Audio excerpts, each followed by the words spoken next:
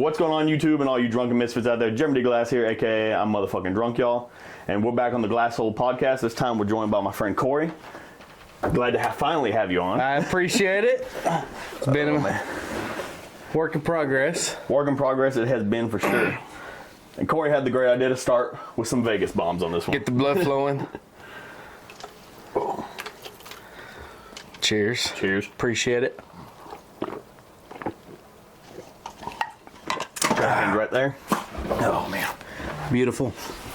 Oh, man. Start off, how's your day going, man, today? Man, it's been good. It's I saw you got off pretty early today. Yeah, your snaps. It's Patchy Friday, so That means they got to work early or get off early? get off early. Yeah. We get numbers, shit, put paperwork in, and go home. Yeah, we Call it early day. We sometimes get that luxury on Fridays for us, but not a lot. Not a lot. Yeah, here recently it hasn't been capable of doing it. It's been pretty busy, so a lot of shit going on. I'm surprised y'all were able to do it, especially after the holidays, you know? Figure y'all be on catch-up or whatever. Yeah, no, it's... Take it when you can get it, I guess. Left it to my relief. Like, fuck it. It's Friday, I'm gone. That's your problem now, huh? Mm-hmm. Man, sometimes I wish I could get into the oil field. I just don't think I could ever do that job. Yeah, we got a love-hate relationship. I love it. I love the money, but... Everybody's going to love the money. Yeah. It's just, I don't think I could ever put in them hours. I really don't. It's hard. Especially getting called out at fucking 2 in the morning and staying out all night into the next day. I fucking hate call out. Yeah, and that's just around here, but it's where the money's at, you know? Yeah. So... Yeah, no, after my time at Ratliff, I was done with it. After some of those days, 16-hour days sometimes and shit, I was like, I'm fucking done with this shit. Yeah. That shit's fucking manual labor. Well. Yeah, it was. See, you know, people always, you know, the electricians in the line crew, they always had that love-hate relationship too. And there was days, I feel like the electricians did have it easy. Or the line crew. But there were days like when you're digging a ditch and you ain't got the ditch witch, or you got a bunch of shit you got to dig around and you have to hand ditch a fucking, 50-foot ditch. Those days I get where they were like, this fucking sucks. But being on the line crew, I'm like, dude, when we're laying fucking poles, we're laying pole after pole after fucking pole after pole, and then pulling wire on top of them bitches. That shit was nonstop. That was just every fucking day work. Nonstop. And I enjoyed it. I mean, I enjoyed the labor part. I've never been one of those. I've always loved just manual labor. I can never be a desk guy. I can never be paperwork. Yeah, sit in the office for fucking 8 hours. Fuck that. And I'm not saying my job's hard, because it's not. It's really not. But it's stressful, you know. A lot to worry about. Yeah, going to sleep at night is like, fuck, am I going to get called out? You know, Is this shit okay? Or I'm always on the computer and... See, one thing, my boss has gotten to the point, he doesn't even fucking call me unless I'm on call. Because it would literally, there'd be days I'd pull out of the yard straight into the moon because it's right there next to us. And like I'm talking 20 minutes later, he'd give a call. Hey, I need you for a call out. There's a reg. I'm like, I'm already at the fucking bar. I'm already call the next person. I'm already 3 beers deep because he's one of those. He's like, if you even have 1 beer, it's a no. Right. And he just tell me, and I'm like, I'm already at the fucking bar. We ain't even been off 10 minutes yet. Should call me 10 minutes ago. He'd call me some days on like a fucking Saturday at like 11 o'clock in the morning. I'm like, I've already had like 5 Bloody Marys. Like, I ain't going fucking nowhere.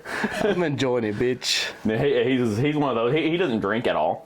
Really? So he just doesn't get like how I just wake up and go to drinking. He's like, it's in the morning. You know what I mean? It's breakfast. No.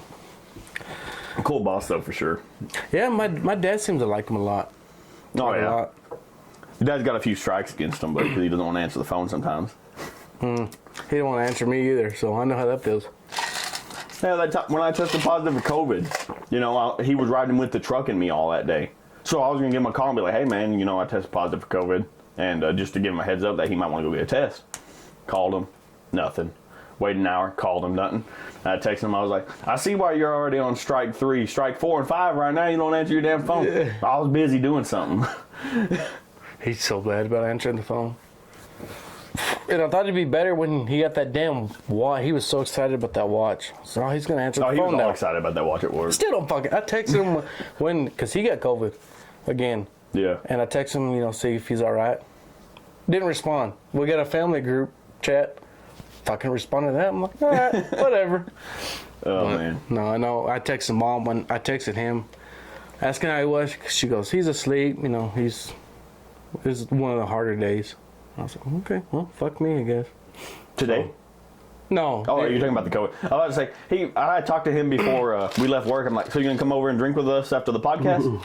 He said, I'm going home, going to bed. So you didn't do shit. Because all he did today was go to Odessa, pick up a sweeper, and come back. He said he was going to bed? And he wasn't even the one driving. He's like, I'm going to go home and take a nap. I'm like, why didn't you sleep on the way there and the way back? I just didn't do it. So like, you're on your phone over there like a little kid. So Mom went to Garden City. I wonder if you went.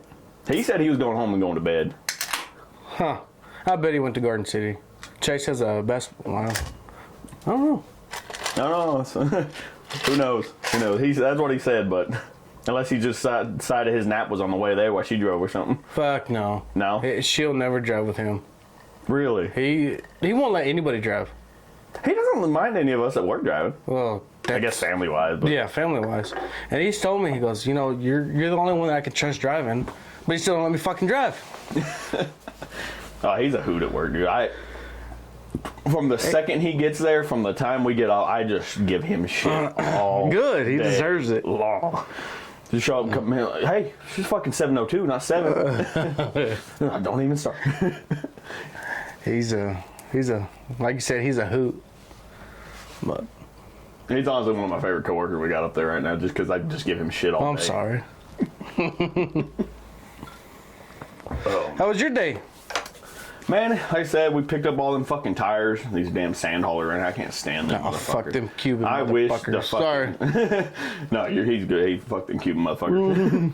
No, I wish the fucking sand haulers would completely fucking disappear from this area. I agree. It is one of the worst things that has come to fucking Winkler County, in my opinion. So I was actually driving home today, and it was a 2-lane coming from Orla, or between Orla and Mentone. It's a 2-lane that turned into a 1-lane. And there was probably half a mile left, and this 18-wheeler sand hauler. Oh, yeah, they just... No, he was hauling ass. I was doing 60, 68, whatever. Yeah, and then he just wants to shove you over. No, he fucking is, like I said, half a mile before, and he just whips right behind me. I'm talking just sitting on my ass. I'm like, dude, you could have made it. You're doing 75, almost 80, and he just whips behind me and right on my ass and just slows down to my speed. I'm like... See, one of my biggest complaints about the sand hauler around here is the fact that they don't wash off their tanks or the boxes at all after they fill up or before they fill up or anything. They just leave sand sitting on top of them, or they leave their hatch open going to the next job, right? Fucking blows everywhere. It is one of the biggest problems for bikers around here. You don't think about it, but when you gotta imagine you're behind a sand hauler at 75 miles an hour, no mask on. Just getting sandblasted. That's exactly what it feels like. It feels like someone took a sandblaster and maybe, not close up because that would take skin and shit. Yeah. But like, say I'm standing on the other side of the room just spraying you with a sandblaster, just enough to sting. And it's a constant. So you back off far enough to where you can see if you can pass.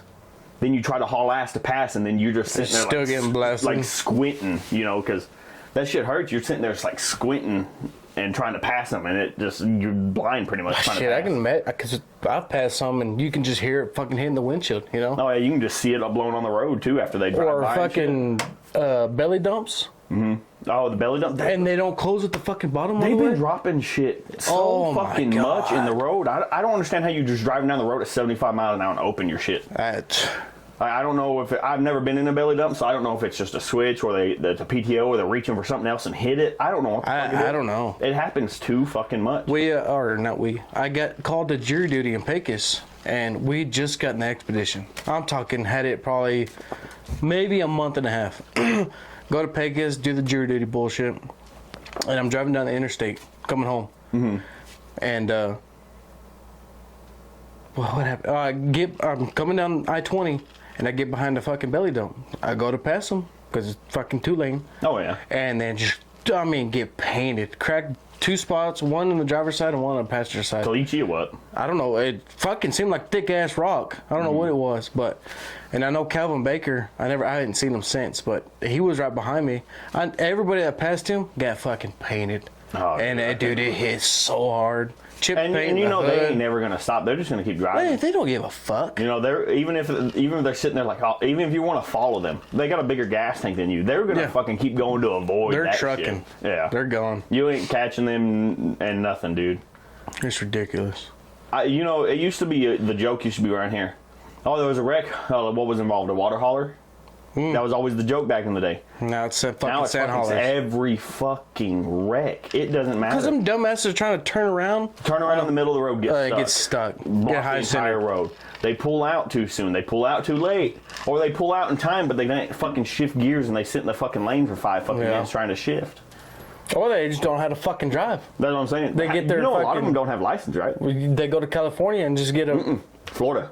Florida, sorry. Yeah, Florida, because over there, from what I understand, I don't know how true this is what I've heard, was that they don't have to take a driving test down there. That's exactly what I heard. That they had to take, all it is a written test, and then they just pay their way through it. And then they can come over here, transfer license, or they just keep their Florida license and drive here. Yeah, that's exactly what I've heard. I feel like a lot of those CDLs, because CDLs in Texas have gotten really strict about getting a Texas CDL.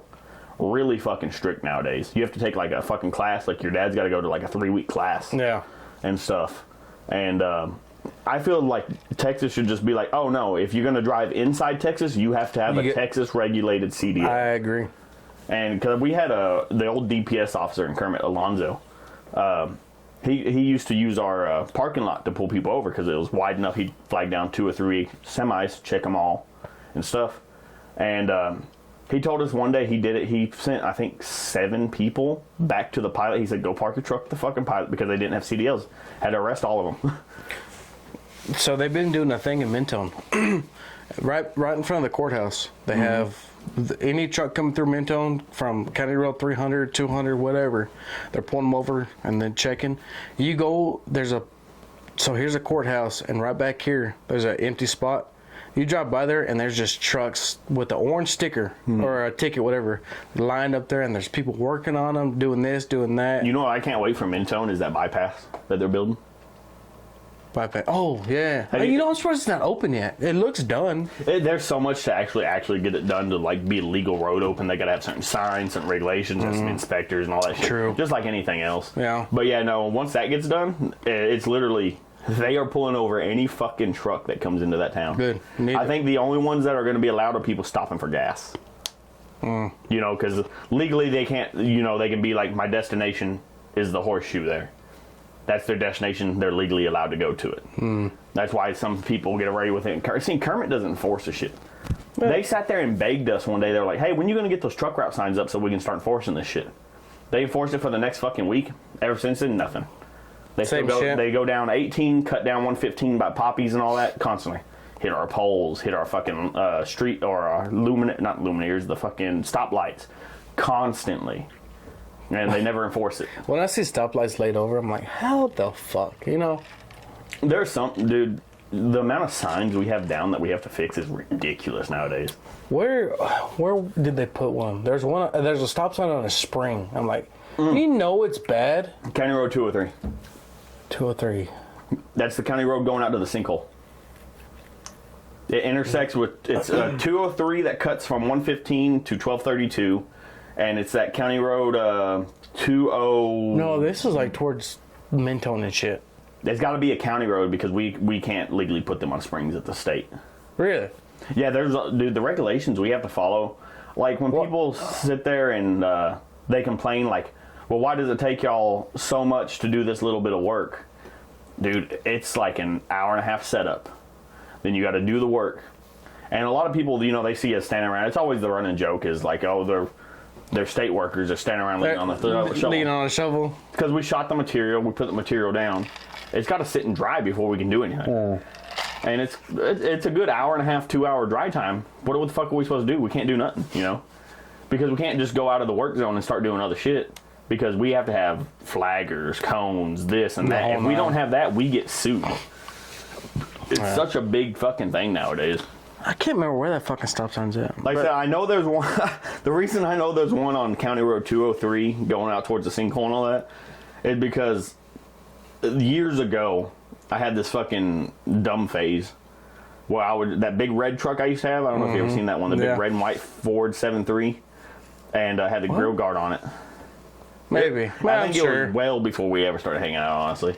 I had it, and once I worked for where I work and I knew what signs were made out of, and I knew they couldn't hurt your vehicles, boom. Boom, boom. And I guess they got tired of that one out there on the county road being ran over, and I didn't know the county didn't have to follow our rate. They put that motherfucker on springs, run that bitch over, it flopped. You could hear it flopping up under my truck. I'm like, what the fuck? I got out, truck was fine, I looked at the stop sign. Slapping the undercarriage. Stop sign straight back up. I'm like, well, they got smart. Well played. I admit defeat on this one. Oh, it was bad back then. Fuck. But man, some of the things I wanted to talk to you about. I love these one-on-one podcasts. No offense to the last podcast, but I didn't have fun with it. No. Well, you remember you saying it's like just y'all hanging out, It was different. The triple podcast was different. Maybe it's because the first one, I didn't understand how the format was going to be. I was stressed out about the mics the whole time working, and it was a lot. It just didn't seem as fun to me. Now, I think in the future, I do still want to do triple podcasts and have more fun with them. But these one-on-one podcasts I love because I like sitting down with people, learning about them a little bit more, talking to them, learning things I wouldn't learn in a normal group conversation. Gotcha. Because shit that wouldn't be brought up. The other day, a few weeks back, me and your dad were talking. And we were talking about something. He was like, yeah, all y'all were pretty good friends in high school. And I was like, man, we weren't actually good friends in high school. None of these guys I hang out with were. We weren't. And he was like, yeah, y'all were. I was like, man, we were mutual with each other, but there wasn't a lot of hanging out. Interaction, because I was telling your dad, I was like, when I first got to Wink, I didn't like Cory. When I first got to Wink in 8th grade, I did not like you at all. Yeah. I don't blame you. And it was the whole dynamic of, I was still coming from Kermit, used to its dynamic, and Kermit's dynamic is way different than fucking Wink's was. Yeah. And you were the jock. I didn't play any sports at the time when I first got to 8th grade for nothing. You were the jock. I was the nerd, essentially. Going to like notions people understand from TV and stuff. Mm-hmm. Did not like you at all. And over the years, it changed a lot. Throughout the years, I would say 8th grade, freshman year, and sophomore year. Sophomore year, didn't have an issue with you. You weren't just a dick or nothing to me. I didn't have an issue with you. We weren't gonna. I was like, I want to hang out with that guy. Right. You know what I mean? And even like Isaac and them, never hung out with Isaac. Well, Isaac, we had some weird hangouts. When we did hang out, it was so random and off the wall that we were hanging out because we didn't interact with each other at school at all. Hollis, never hung out with. I can barely remember times I even spoke to Hollis in high school. Yeah. Waylon and me was good friends. Pretty good friends. But out of our group, Dom I didn't really hang out with in high school at all, which was a shocker to me. Yeah, because y'all had like history family, already. Yeah, we knew each other since we were fucking like babies, essentially, right. So it was weird that I didn't hang out with him at all. I honestly felt like he kind of rotated to that jock side too, even though he didn't act like it. But maybe that was more resentment on my side, I guess. No. But yeah, I was telling your dad this, just, kind of explain. I was like, yeah, no, we never really hung out in high school. We didn't go to parties together. We didn't drink together. I wasn't going to your birthday party. You weren't going to my birthday party type of deals. I've told you this before. The day my opinion changed on you was that day in the bathroom where you picked me up and hugged me and told me you don't need to be thinking, or, it's going to be all right and stuff. That was the day my opinion changed on you a lot. And I think my biggest opinion on you in high school and stuff was Cory in high school. Now it's completely different. Cory acted the way he wanted to because of the crowd he was around. I can agree with you. I was that way. I think a lot of people were too. I honestly think a lot of people were like that younger ages. I always thought that about Gabriel. Yeah. But yeah, I was like, man, that's not the Cory I know from that personal experience. I was like, but I get it. Status was everything back in high school. Yeah. I get that. And like I said, I don't resent you for that or nothing. And now I don't give a fuck what people think. That's how I've gotten anymore. I've learned 100% agree with you. I was different around who was around.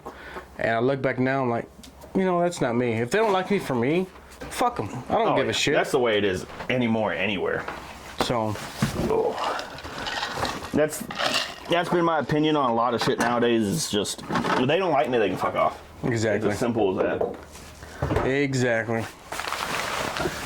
But no, like I wanted to know a little bit more about your past a little bit, because that's one thing I definitely have. Let me open it. Yes, if you would. No recollection of really is your past.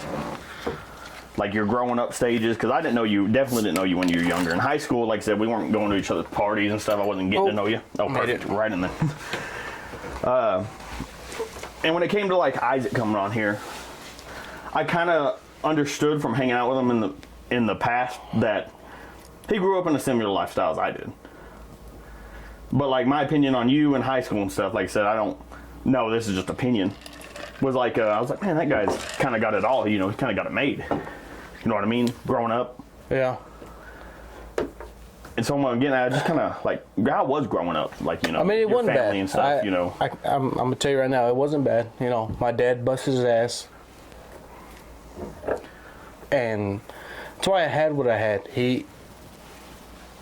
He'd go to work, bust his ass, and gave me what I had. You know, my mom, she was working until I was 8 when I got diabetes. She quit and she stayed at home with me, or stayed at home just in case. Obviously, I was going to school. But by 8, was Chase born yet? By 8? No, he wasn't born until I was 13. 13, okay. Because he's what now? 16? Yes, or he's 16 now. And we're 28, so yeah, that's about right. But so about I think I was 12. 13. Yeah. So, that's why we weren't perfect. Nowhere near perfect, you know. Oh yeah, well, it's easy for somebody on the outside looking in to say, "Oh, he got it made." We didn't have it made. The house of my parents next door. Mm-hmm. Yeah, it's a 2-story. It's a brick house. Before, I mean, it was this little shotgun house, and there was nothing to it. Did it not used to always be brick? No, my dad did all that by himself. See, it's crazy. Except for the brick, he hired somebody to do the brick because he didn't know how to fucking lay brick. Oh yeah, or he might, but if you look at that, you would think that that's always been a brick house. No. So it used to be this tiny, kind of just like this house. Kind of like this. Well, I mean, that house next door is practically exactly similar to this. They used to all be the same. Okay. So my dad, he built from what was there to a 2-story. So he built the 2-story on it. Yes. Man, yeah. crazy. He did the whole 2-story part of it, and I always thought in my head that I helped Dad. You know, I helped him do it. My fucking ass was just sitting on the 2x4 that he just put on, seeing what the hell he's doing. Playing with the tools. Playing with the tools and pissing them off. But yeah, getting in the way more than anything. So, but he built the whole fucking thing. I say the whole thing, but the whole 2-story part of it. And on the side, it's hard to tell. I'll have to show you a picture one day. What it used to look like. I would like to see that. Yeah, because look at it now. My aunt just sent one. I say just sent one. It's probably been a couple months of an old picture she found of that house. Because my grandpa, my dad's dad, used to have that house. He sold it to my dad for whatever it fucking was. And they lived in it for however long. And then he started building it up and built the whole built the carport now. I mean, see, that's crazy to anybody who doesn't know. Like his house now, it's like he said, it's a 2-story red brick house, palm trees on one side, and we're in West fucking Texas. Palm trees don't belong here, but they're there. Massive fucking shop on this side. You know, I would say massive. Me and him actually put that shop together, and you look at this house, you're like, oh, that guy is fucking rich. Is what you look at it from the outside, and I mean that's the best way to describe it for anybody who doesn't know. But yeah, no, because I guess the house was already red brick when I moved here in 8th grade, right? Yes, yeah. Okay, I imagine it was. What about? Yeah, no. It may have not have been. It may have been already close to maybe done or it was partially. definitely getting built to a 2-story house. Well, of course, I don't think I probably saw your house until. No, because I was young when he started doing all this shit. Yeah, I don't even know if I was in school, to be honest with you. I probably never saw your house until maybe I doubt you did. freshman. No, I'm saying like freshman year, sophomore year. Oh, when yeah, I first saw your house. Yeah, it was definitely done by then. Because, well, I just wasn't from Wink. I didn't come around Wink a lot. Yeah. Even when I first got here, the only people I got lost one of my first times in fucking Wink. Really? And it's hard to. When people tell me that, like because I've seen people. Like in Dallas, wherever. Oh, yeah. I've been to Wink and I got lost. I'm like, how the fuck did you get lost? See, I got lost because I was trying to find Pondo's house. I think me and Waylon or somebody had this conversation on our podcast. I was trying to find Pondo's house, and he's always lived at the same house, you know, where his mom lives now. Yeah. And, he was trying to give me directions to find it on the phone. And then, this was before I had a smartphone anyway. I still had a flip phone at this time. And I'm calling him. I'm like, no, I'm over here now. Just keep going down the road. It's a couple blocks over. You'll see this. I called him. He's like, where are you at? I'm like, I'm next to something called the Hammer Grocery Store. It was that old fucking tin grocery store on Pyote Street that had never been open since I was here, Yeah. And he's like, just stay right there. And then I just see him coming out of that little pasture field where they got all the trailers. About 45 seconds. Yeah. But like I said, I got lost. I probably never went there until close to the end of the 8th grade year. Because I got here mid-year anyway. Which was fucking awkward as fuck coming in a mid-year. Dude, being the transfer student was so weird. I honestly thought I was gonna hate Wink my first few days, and I love Wink to death. Best decision you made. Best decision my dad ever made to put me over here. Yeah. Of course, he graduated from here, so he didn't mind putting me over. I wish he would have done it sooner, honestly. Started here. Started here, fucking ended here. Well, started here. It may have been different, Those things you go through in younger life mold you so much. Yeah. I don't think I'd be the person I am today if I wouldn't have got bullied so much at Kermit, And I think that influenced a lot of my life choices especially after school. Because after school, 2 days after graduation, I was in West Virginia. I was gone 2 days after graduation because of one of my dad's buddies, Sean Stout. He was down here for my graduation, Dom's. He was about to leave, and I was like, hey, can I was ready to get. I just straight asked him. I was like, "Can I go to West Virginia with you? I don't want to fucking live here anymore. I want to get the fuck out of here." I was like, "I just want to be there for a summer, try and get into a wrestling school." And he was like, "Well, I'll leave tomorrow." I was like, "Can you wait one more day because I got to pay a fucking PI ticket?" He was like, "Yeah, I can wait one more day." Went and got that ticket. The judge just dismissed it, didn't make me pay shit. Of course, I lied out my ass and said I was like, "Yeah, I'm going into the military, and it's going to look bad on my record and stuff." He's like, "Oh, I'll just dismiss." I lied out my fucking ass. But got that dismissed, and I went up there. And like I said, originally I wanted to do nothing but go to the wrestling school. Still upset I fucking missed out on that opportunity. But up there when I was in West Virginia, there's this group of guys we're all doing MMA, who were doing MMA. And I got with them. They had a coach and everything. And it was like some backyard shit. Like, it was not official. Like, none of this would ever, if I ever went into fighting now, it would never count on an amateur record. Yeah, even like a pre-amateur record. Because it was literally like lay mats in the backyard and fucking fight. But it was some of the best experience I ever had. And I was like, I want to learn how to fight because, out of high school, I was like, I'm tired of fucking getting picked on by people. I want somebody, if they're going to say something to me, I'm going to knock them in the fucking mouth. And just surprise them. Did that while I was up there. Fun as fuck. Then when I got to the wrestling school, was only there for a fucking week and had to move back here because I couldn't find a fucking place to live. And, which, looking back now, I'm like, I was a young, dumb fucking kid. I could have easily found a fucking place to live. I had $20,000 in my pocket. Young, dumb, full of cum. $20,000 fucking dollars in my pocket. No payments, no debt. But I didn't have a driver's license. I didn't have a fucking vehicle. That's what ultimately screwed me.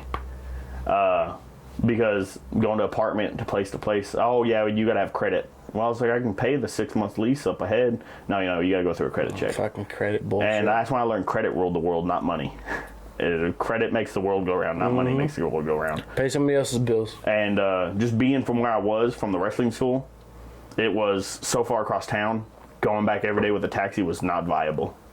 Yeah, I was staying in a fucking hotel for 2 fucking weeks. Obviously, that wasn't viable either. $34 a night was not viable. That was cheap back then, too. I was surprised as fuck when I got there. Like, oh, let me get a room for a week. Okay, it's going to be $2 whatever. I said a week. Yeah, it's $34 a night. I'm like, fucking $200 is a night back where I'm from. Yeah, no shit. But fucking arm and a leg. Going off on that, like I said, being molded from that, I think young age molds people so much. No. And so I'm glad to where I'm at now. People may look at it, and I look at it sometimes, I'm like, man, 28 and I don't even got my own fucking house yet. But it's like, why the fuck would I want my own house when I'm paying an electric bill for rent? Mm-hmm. You got a roof over your head? Got a roof over my head. I got a car. I got a vehicle. I got 2 vehicles. I'm fine where I'm at until I need to get to the point where I need more, The only thing would increase that. I'm like, okay, I'm starting a family. I need to get a house now. Yeah. But no, growing up, things I'm curious about from other lifestyles was like, Isaac, we kind of talked about it a little bit. He didn't really seem like he was, but Did depression ever hit you as a kid? You know, I don't think it did. I don't think I've ever been through depression. And if I have, I couldn't tell you if I did or didn't. Yeah. You know? Been hard times, for sure, but I don't think it's to that point of depression. Okay. Which I think every kid in any lifestyles have gone through hard times in their mind, you know, whether it be, you know, somebody super rich that got told no, that could be a hard time to them. Yeah, true. Whether it's to the other end of the spectrum, you know, of whatever, you know, that's actually a hard time to that person. I think hard times is very viewable from a point of view standpoint, not that other people can say, you didn't go through hard times. Like, well, you don't know. I was used to this. This is hard to me. Yeah. You know. I don't... I guess it's bad to say. I don't think I have. And I guess it's a good thing. Well, yeah. I mean, I would say it's a good thing as long as it's nothing that happens in the future. I would say it's a great thing. Right. You know, you never dealt with it. Yeah. It'd be a great thing to say, but it could be one of those things, man. Like 10 years down the road, you go through some depression. You're like, I don't know what the fuck this is. I've never dealt with this. I've never felt this way. That could be a a really bad feeling so late in life to experience that. Yeah. You know, like I said, I've battled with it throughout my entire life. Yeah. And I've gotten to the point now. It's like I know how to deal with it. I can recognize it, and I don't need pills. I don't need therapy. I don't need this because I know what it is. I know how to recognize it. I know when it's going to end. Which there's nothing wrong with people who need pills and therapy to get through it. Some people just deal with it different. You know what I mean? Anxiety is another big thing I have, which I think everybody gets anxiety. I think I've definitely had some anxiety. I think anybody in their life has dealt with anxiety, whether they realized it or not. Yeah. Because it could be something that's just anxious for your first football game. Yeah. That's a little bit of anxiety. You know, something like that, butterflies in your gut because you don't know what's about to happen. But I had fucking anxiety coming to this podcast. Yeah, I mean, you really did. You said, oh, man, I'm kind of nervous doing this, you know. But it was someone in your position. I mean, 3 kids. I mean, being a father can be anxious. Being a new father, the first kid, anxiety, I guarantee. Oh, guaranteed. You know, 100%. 100% on that. And stuff like that, you know. I get where some people may want the Xanax or whatever to calm anxiety. Anxiety can be overwhelming. Like a diagnosed anxiety. Mm-hmm. That shit gets overwhelming. And you combo that with depression, you have that at the same time. It's one of the weirdest fucking things. Because your anxiety wants you to do nothing but get up and solve the issue. But your depression's like, no, we're going to stay here and not do shit and just wait for it to pass. It's having those two at the same time is one of the hardest things to ever explain to somebody. It sounds like it. But no, it really does interest me about like growing up and stuff because you've always been in Wink. Mm-hmm. Your dad graduated in Wink. My dad, my mom. I was about to ask, did your mom graduate here too? Yeah. Okay. She started in Kermit and then she came. I couldn't tell you what fucking year she came to Wink.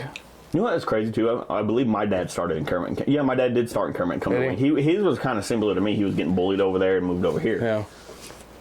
And it's crazy to me how many people that move from Kermit to Wink and just. I will never say I'm from Kermit, Texas. I'm from fucking Wink, Texas. That's where I graduated. I don't care if I lived here in high school. That's where I fucking graduated. It don't make a fuck. But no, I've been in Wink all my life. I left in. I say left. Fuck, when was that? In 2013 when we graduated. Okay. I went to fucking Midland College. Right? Went to Midland College. I didn't know you had any college life. Well, I wouldn't consider it. I went for, what was it, 6 months? So about one semester? I went 2 in college. I can't remember. I don't think it was considered 1. But I went and got a little bit of trouble. And got sent home. I didn't get sent home. I came home.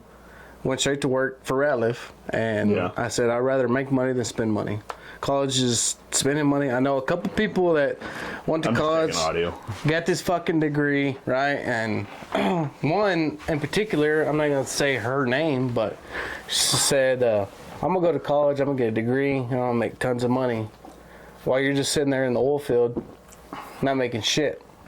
See, and me without a degree, I can sit and say, I'm making 10 times what she is living a better life with no fucking degree.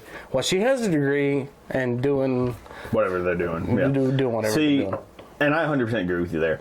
In this day and age, I think college degrees, unless you're going for a specific profession and that's what you want to do, college degrees are completely pointless. Art degrees, this, that, whatever, is completely fucking pointless to do. And like I said, if you're going to be a teacher, and you got to have that degree to be a teacher, that makes sense. And that's what you want to do. You want to go be a coach. You got to have that kinesiology degree. You got to do that. I understand those, and I respect those. But from the pure fact, I'll use an example, and I'll use names.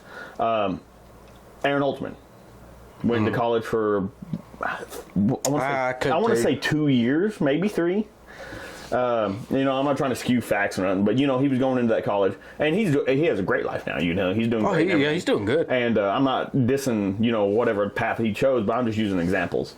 He's going to come out of college. I think it was maybe 3 years. I think it was. Like I said, I'm guessing. But when you look at somebody that went to college, they're coming out of that debt now. They're coming into that debt, and he was working at a bank for a while.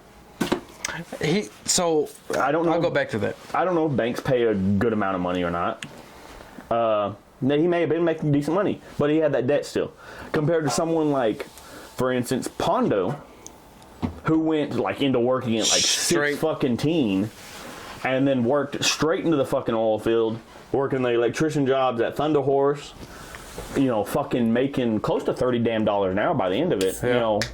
He's making $30 an hour by the end, or close to, by the time Aaron's getting out of college. With tons of debt. And that's where I'm like, same scenario. Making the money is a little bit better starting off early, because by the time they're getting out of college, you're now making bank. And that's what I told this person. I said, by the time you're out of college and tens, thousands, however much debt, I have this paid off or this saved up, whatever the fuck it is, please. And I'll use Dom as an example. Love Dom. I love Dom. Went to school for however fucking many years. Where's he at now? Back in the oil field. Back in the oil field. And I talked to him the other day, and oh shit. Oh. And asked him, because he just started his job. God. Wallet by the end of this one. I asked him the other day, he hasn't been at this job for, there we go, I got it. He hasn't been at this job for, but a couple months.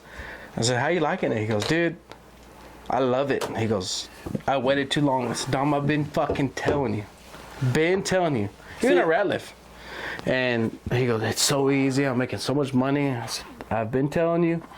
See, but Dom is one of those two. When he first went to college, he had a goal in becoming a coach. Yeah. So, I mean, like I said, I respect that, because you're going into college knowing you're going to come out with debt and get a shit-paying job. That's knowledge. Well, I say a shit-paying job. He was, of course the dream would be like a fucking college coach or something, making bank. Right. That would be the dream. That's when it pay off, But, I respect that, and I 100% agree with you. I think a lot of us in Wink, Wink kids got a bad taste for the oil field in their mouth, because a lot of us came out of high school and went to work for Ratliff. Yeah. Because I remember I was like, man, Ratliff's a Wink local. I would love to work for them, work for a Wink business and all that. Had the utmost respect for Ratliff until I fucking worked at Ratliff. Yeah. And even at first, I still did. And then there was people like fucking Shane Youngblood putting a bad taste in my fucking mouth over it. Troy, like I said, I can never speak on Troy, because I didn't have a lot of interactions with him. But at the same time, I don't think I had a lot of interaction with him, because of my last name wasn't someone he fucking knew, and because I was a fucking low-paid lineman and he was fucking rich.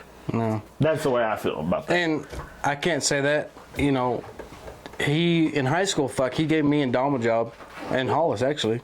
Gave us a job. We were summer hands, But that's where you can't speak on it. That's where I can. That's Funderburg, Richardson, Williams. And, you know what I mean? Star football players and Hollis. So we worked for him, right? Keep talking. And then we graduated and moved on. And then I came back. I needed a job. That's where I wanted to make money instead of spend money. He talked to Troy. He gave me a job. Worked there for a year or two, whatever it was, with Dom actually.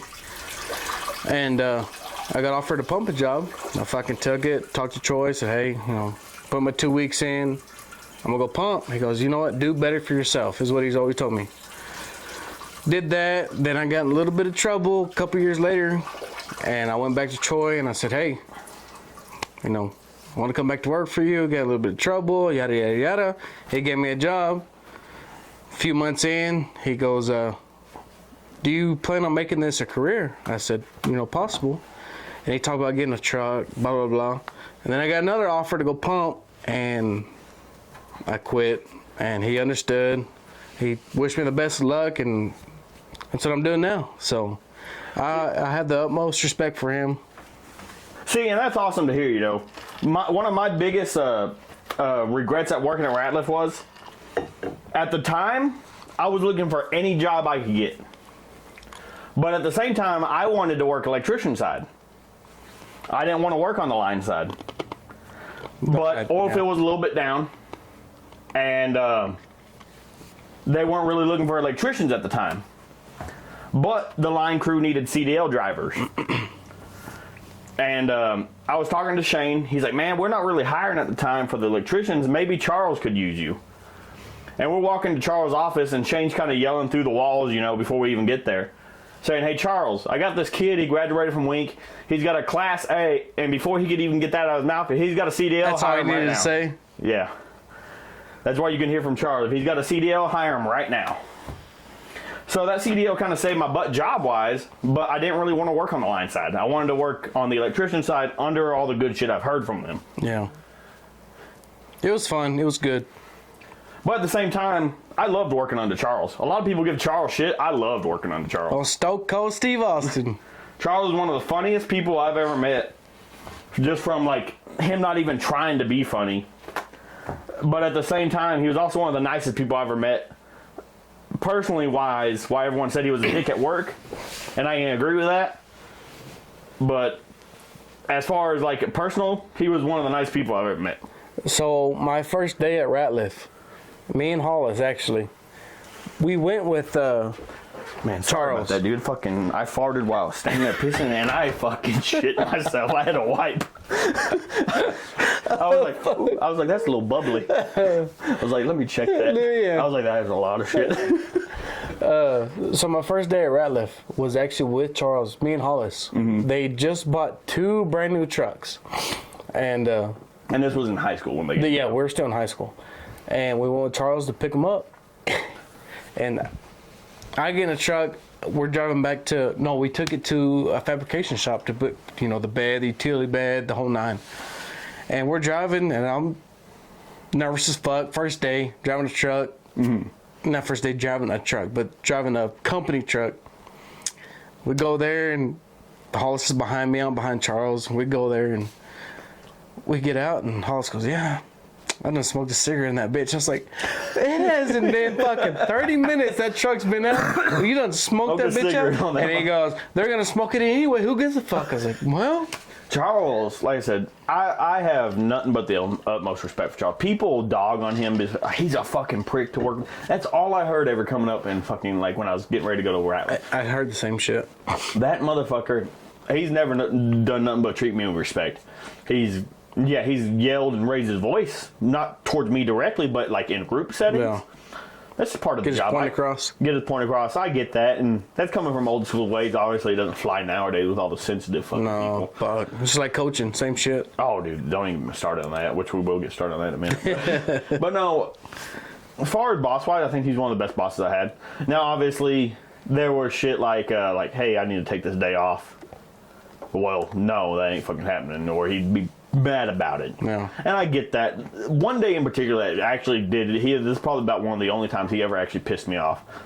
And it is strange. I was at Pondo. This is when I was still living with Pondo. I was carrying my laundry out the door to go do laundry. A fucking moth flew in my ear at high speed and lodged in my fucking ear. I'm trying tweezers, anything I can do to get this motherfucker out. And nothing is working. Spores are running through my ear canal, into my nose canal, into my mouth. All I can taste is those moth spores. It was bad. It was stuck in my ear and it was hurting. And that motherfucker was still alive, flapping and shit. So I call him like, hey, man, I went to the ER that night. They couldn't get the bitch out. They were like, okay, go to the clinic tomorrow. If they can get it out tomorrow, good. If not, you're going to have to come back and then we're going to have to go into surgery and cut and do your ear and pull that bitch out. I call them the next day. I'm like, hey, I got to take tomorrow off. I got to go to the clinic. I got a moth stuck in my ear. Which is like one of the weirdest fucking excuses to take a day off from work. I agree. Just outlandish. He is fucking pissed. And then when I called him to, he was drunk. It was pretty late at night. He was drunk. I know this because he told me he was. He was yelling and cussing. Oh, that's some fucking bullshit. I'm like, I don't know what the fuck to tell you. I gotta get this thing out of my ear. I can't live with it in my fucking ear. Yeah. You get this motherfucking ear. Yeah. He's cussing me out. Well, you better get a fucking doctor note because this is fucking bullshit. Da da da da and all that. And I came with a doctor note and I'm like, hey man, look, I really fucking went. This really fucking happened. This ain't a fucking. This wasn't a lie to get out of work. And the next day before I even went to the doctor's, he called me. He's like, hey, my wife said I needed to call and apologize to you. She said he was like, I was pretty drunk last night. And she told me I was drunk, being a pretty big dick on the phone and everything. I was like, no, it's fine. I was like, I get that you were upset that I had to take off, but it wasn't bullshit. Like I really got to go to the doctor. Fucking blue. There's nothing I can do about this, I was like, I really got to go. Like, yeah, I appreciate him calling and apologizing. I get fucking drunk. People, you get drunk, you say some shit. We've all been there. Speaking of being fucking drunk, I feel like you and me haven't drank in a while together. Really? And I say that because last weekend doesn't fucking count. I feel like the second y'all got there, I left. Yeah. Well, we show up, and I asked him. I said, "What the fuck is he? He's been calling me on Snapchat." And I show up and he's gone. And they're like, "We don't know where the fuck he went." They say, you're walking with the fucking robe on. I'm like, what? I went to go get my truck. I'm like, okay. Fucking 15, 20 minutes later, and you were hammered. So what happened, I underestimated that entire fucking night. So Isaac and Hollis came over and we did that podcast. So I drank about maybe four beers, I would want to say, on the podcast. We did a couple shots, we did a couple of Vegas bombs. And I was drinking that juice I made. That juice, I underestimated what I put in that motherfucker. Which is jungle juice, right? It was essentially a jungle juice. It was one of those V8 splashes, like the Fruit Melody V8s.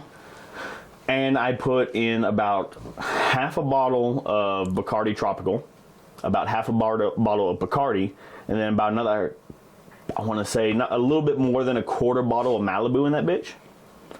And I drank that entire motherfucker before you got there. Plus, was that what was in that fucking jug? That gallon jug, that cheap gallon jug, yes. And because like I said, when I left, there was probably what, like this much left or something like that. Tell you. Barely anything. And because even Hollis was like, you pretty much drank that whole motherfucker. So I drank about a fucking bottle and a half of liquor plus the beers before y'all ever got there. When you came up and like, I'm leaving, you were slurring so bad. I was fucking gone. The reason I left is because I'm one of those, like, if I can tell I'm about to like just black out and not remember shit, I'd rather leave because I don't want to be there, especially with wives and stuff there. I don't want to be there and say something I'm going to regret, something that people are going to be mad about. Yeah, respect. And I just, like, I needed to go. It was that time. Tom was calling. And I've blacked out around people before and been fine, but that was one of those moments I was like, I got to go, or else I'm going to either just fall asleep in this chair, or I am going to get rowdy. And like I woke up the next day and I was sitting there watching snaps of y'all like doing the bottle pop and everything. I was like, I didn't even fucking make it to the New Year. No, you didn't make it. What time I don't think I barely made it to 11. So me and Merce got there. I don't even know if it was 11. I don't think it was 11 because me and Merce got there at 9 o'clock. Okay, yeah. So it was about 9:10 then, because the podcast ended at 7:30, just about. Yeah. Because they wanted to do it early so we can start the party about 7:30. So I was drunk. Yeah. So he wanted to start at 7:30, and me and Merce got there like 8:45, 9 o'clock. So I was drunk by the time we got to the fucking done with the podcast. I was fucking. I barely remember anything from Hollis's. I remember Waylon giving me my presents, and that was about the last semi-clear memory I have. I don't even want to say that was clear because I barely remember that. It was blurry. It was blurry. Dude, it was bad how drunk I was. I don't think I've ever heard you talk like that. You were Slow. I gotta go, man. You gave me a hug and you were gone. Dude, I'm glad I left when I did because it was either I was just going to pass out right fucking there or I would, like I said, I was going to get myself in trouble. Yeah, you were on that verge, but... And I feel like the other thing that got me, like I said, if it was like just you, Waylon, Cory, Isaac, just the guys, it'd be different. I think I would have been fine to stay. I think I would have stayed. But the fact that there was women there and the fact that Dan was there, which I don't know Dan too well, obviously, and that guy she brought. That dude was fucking hammered. You should have seen it. He was probably worse than you. He was drunk when I was there. I know that. I remember him a little bit. He stood up at one point, I guess right before they left, and the dude's fucking 6'4", or whatever the fuck he was. Was he that tall? Dude, he was tall. He was fucking tall. He stood up and started walking between, here's Hollis's truck. He started walking between, and I'm just talking about swaying like a mother. I was like, at least Glass fucking walked off normal, I should have never been able to drive.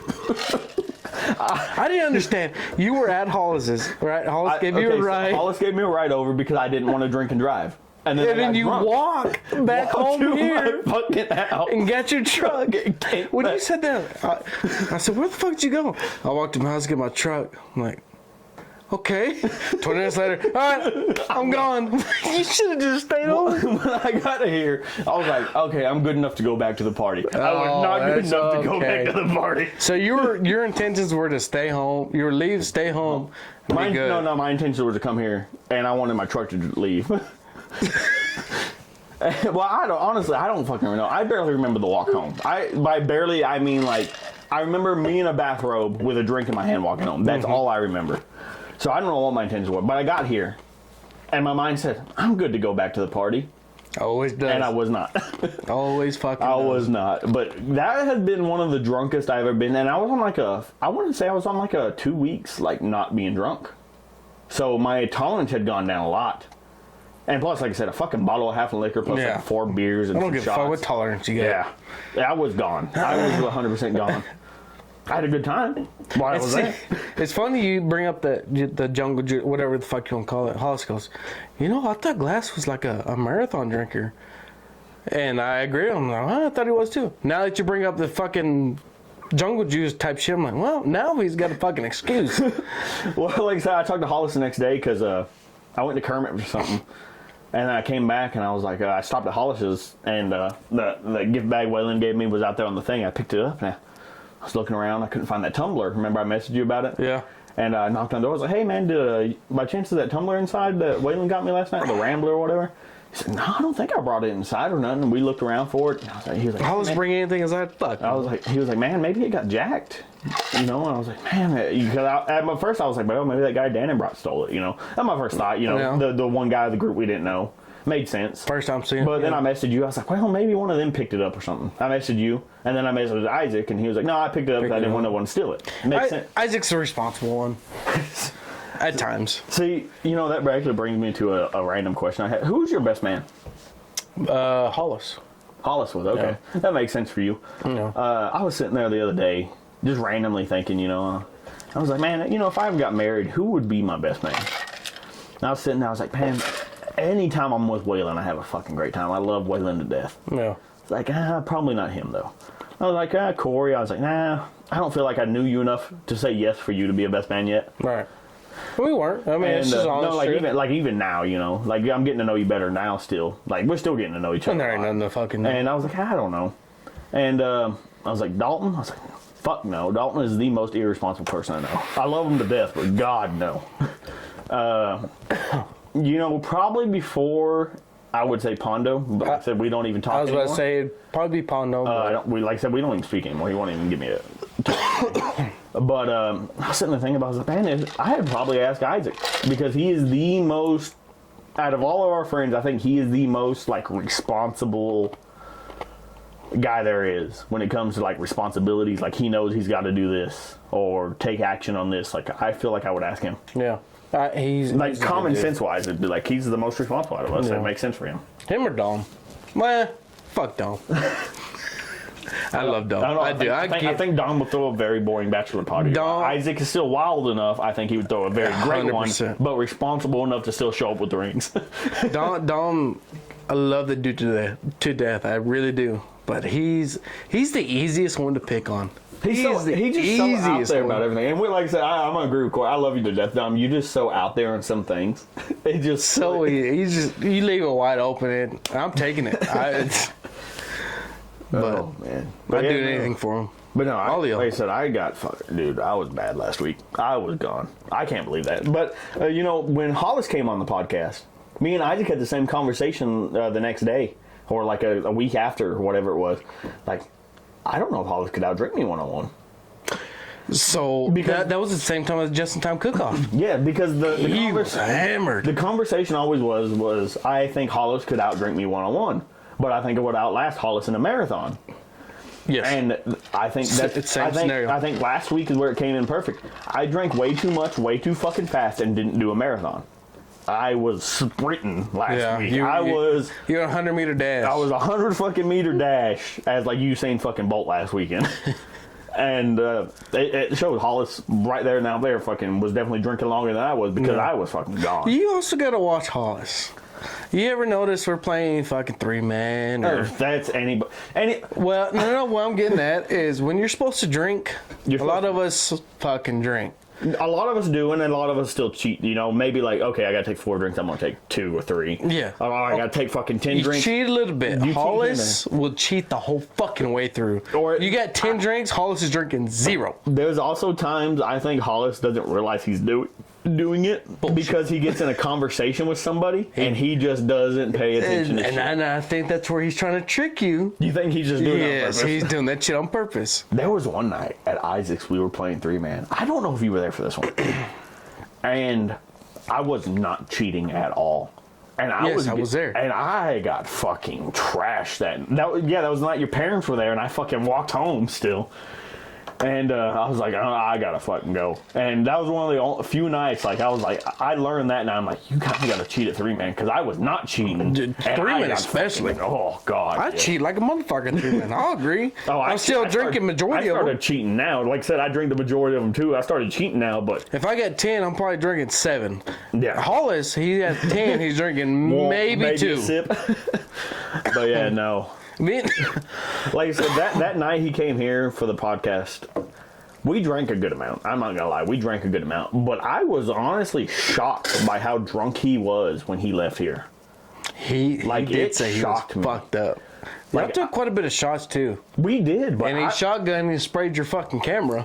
I forgot he did that. Yeah. See, and like I said, we did quite a bit of shots. And we did shotgun, and we were drunk. I didn't feel that drunk when we left here.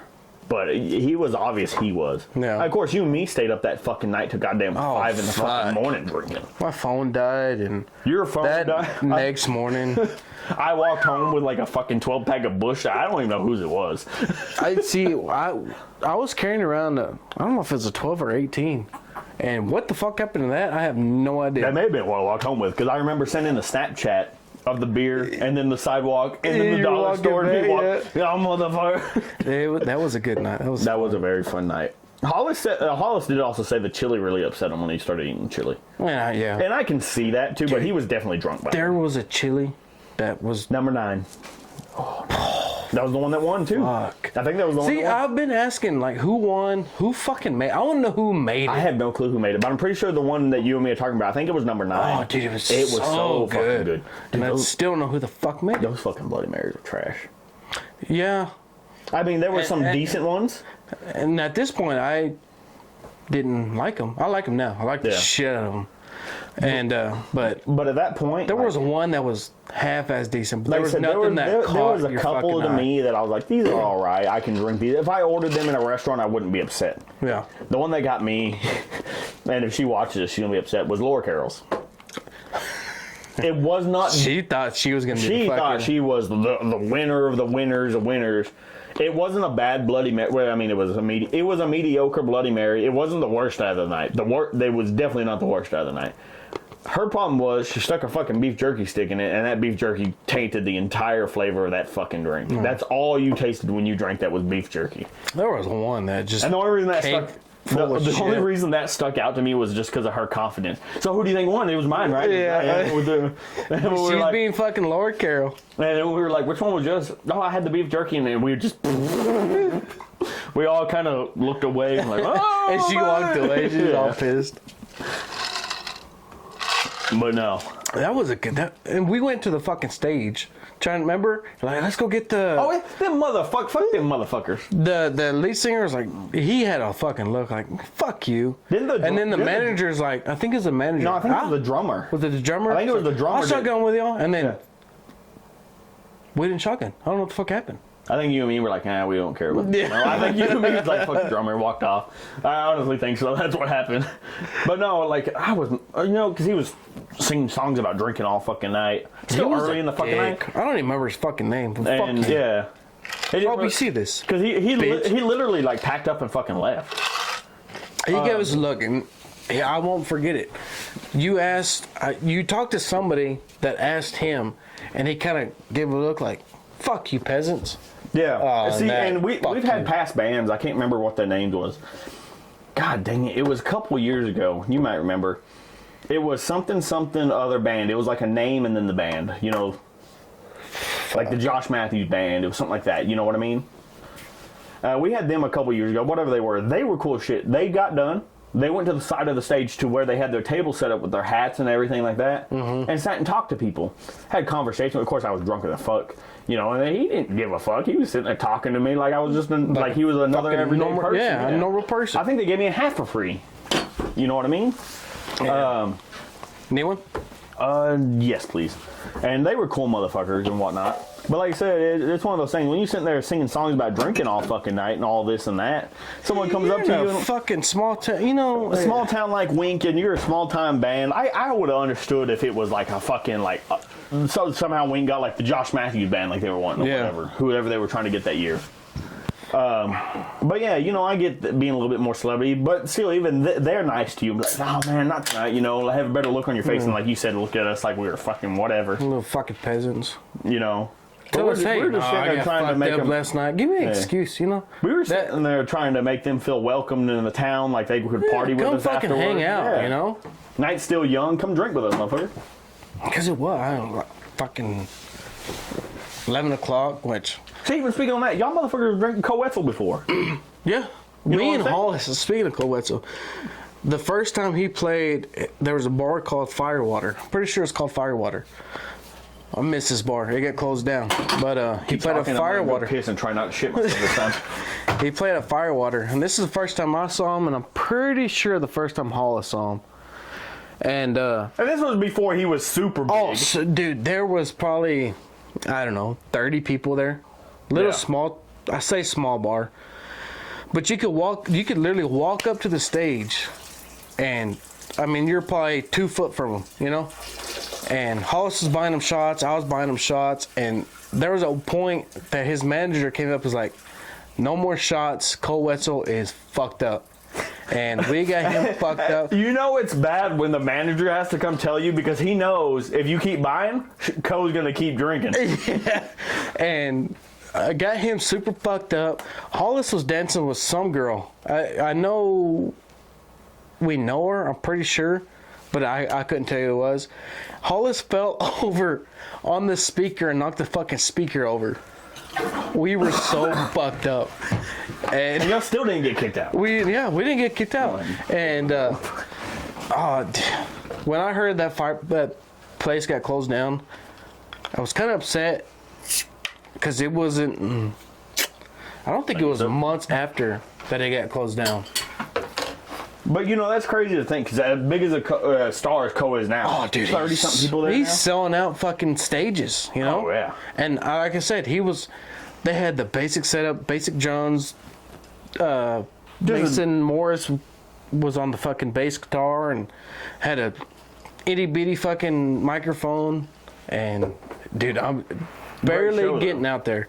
And then next thing you know, you know, a few months later, he's playing at fucking Dos Amigos. Yeah. Playing Dos Amigos and going here. And then next thing you know, he's traveling fucking stage. Now it's like, I miss concerts at Dos.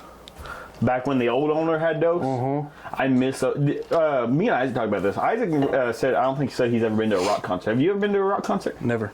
I want to, but I've never been. Man, if Dos ever started doing rock concerts again, like they used to, when they used to get, because they used to get big names like Papa Roach. Yeah. They had Hollywood Undead there, Fear of a Dead Man, Trapped. Trapped, by the way, was actually one of the worst bands I ever saw live. Really? Great. I want to watch them one more time if I ever get the chance to see if it was their audio guy or something they were at Dos. But they honestly seem like they're nothing but a CD band because they got to have all the edits. They got to have everything right. And there's those type of bands out there. He sung Headstrong. You know that song, Headstrong, The Break. Nobody could fucking sing along because no one could tell what the fuck he was saying. Damn. The best bands of the night were Saving Abel. I forgot about them. Saliva. Yeah. Those bands, they were fucking phenomenal that night. And Trap was the headline. That was the bad part. They weren't even the headlines. Kind of ended the night ruined. Yeah, well, everything else was great. Dude, I did shots that night with the lead singer of Saving Abel. I think I did a shot or two with the lead singer of Saliva. I can't remember. And I was pretty drunk that night. I remember doing shots with the lead singer of Saving Abel. I was big in Vegas bombs. I was like, hey man, you want to do some shots with me? He's like, man, I've been drinking all fucking. I can do a few more. Let's get some Vegas bombs over here. And he was like, oh, you motherfucker. Because I guess the Red Bull is gonna wake him up or whatever. Cool motherfucker. Going. I had pictures from that. I don't know if you ever seen those pictures. I got pictures from that concert. Maybe. Badass. That's when I was still skinny too. Had some good pictures. Some skinny days. That was a awesome band to see live. One of my favorites at Dos was Static X. I don't know if you ever heard of it. They're a bit heavier industrial metal. Yeah. See, I'm not in that heavy shit. Heavy live is amazing. I will say this. I'm not the biggest into super heavy. Heavy live is fucking phenomenal. Now, I'm not going to say go into like... Yeah, see... I can't do that. When I say heavy, I mean like... You got a little bit of that in there type shit. Static X doesn't even have that. Static X is like the instrumentals are heavy, but everything else is normal. Kind of like Slipknot. Oh, okay. On the terms. But they're the first ever experience with a Wall of Death. And that was fucking phenomenal. And it's the Wall of Death, literally, they split the crowd down the middle. And they just... boom into a giant mosh pit in the middle. Yeah. And on top of that, it was the bassist's 40th birthday that year. And I think it was the lead singer's wife coming out. Whew. Fucking hotter than shit. Like pink clown mini skirt, legging fishnets. She's coming out with trays of fucking shots that they're doing left and right. It was an amazing fucking concert. I can't remember who the other band was. I think it was Theory of a Dead Man. Maybe the Theory of a Dead Man or Saving Abel. One of the two. They were sitting up front row and they're like, raise your fucking glasses. And the dude was raising his cup. That motherfucker's empty. Hey, we ain't playing another fucking song till somebody gets this motherfucker a beer up here. And they made the fucking like bartenders bring a beer up to that dude before they would continue playing. Awesome. Dos has been my favorite concert place. You know who I want to see? And a lot of people... Nickelback? Yes. A lot of people fucking hate them and talk shit about them. I love Nickelback. And my mom loves them. And that's where I got started. I fucking love them. See, my dad loved Nickelback. I love fucking Nickelback. I listen to Nickelback constantly still. I listen to them today. Me too. You bet my buddy Brandon. Mm-hmm. He used to be in a band. So he's very critical about... He hates fucking Nickelback. But... he saw them live, and he said it was the best live performance he's ever seen in his entire life. Really? He said the pyros, the lighting, the way they sounded, the energy from them. He said it was one of the greatest concerts he went to. Korn. Korn was a great concert I went to. Really?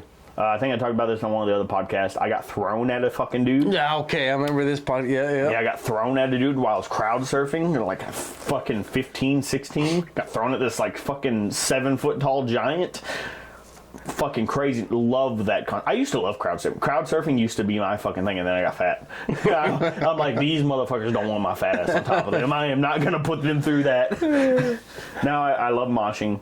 One thing I hate about mosh pits is you get these dudes from like the very deathcore scene, like the actual like screamo deathcore scene. they get in a mosh pit and they start throwing like arms around and elbows and like these weird kicks. It's called what the fuck do they call that dancing? Oh man, I can't remember what the fuck they call it. They call it something. But anyway, it's reserved for deathcore bands and stuff like that where it's acceptable. But these dudes come to regular rock concerts and they start doing it in a regular mosh pit. People are trying to mosh around them and they're sitting there elbowing people, kicking fucking people. all up. And I remember I went to see Escape to Fate at a Gas Monkey.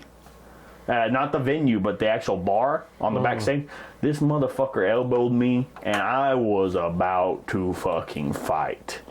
If the crowd wasn't full moshing and like people pushing me around and like getting me away from him, I was so fucking mad. Just being a fucking dick. Yeah, because like I said, they don't know that it's. I mean, they probably fucking do know. That's what they want to do at a concert, even though nobody else is doing it. Yeah. And they're just doing it in the wrong fucking place.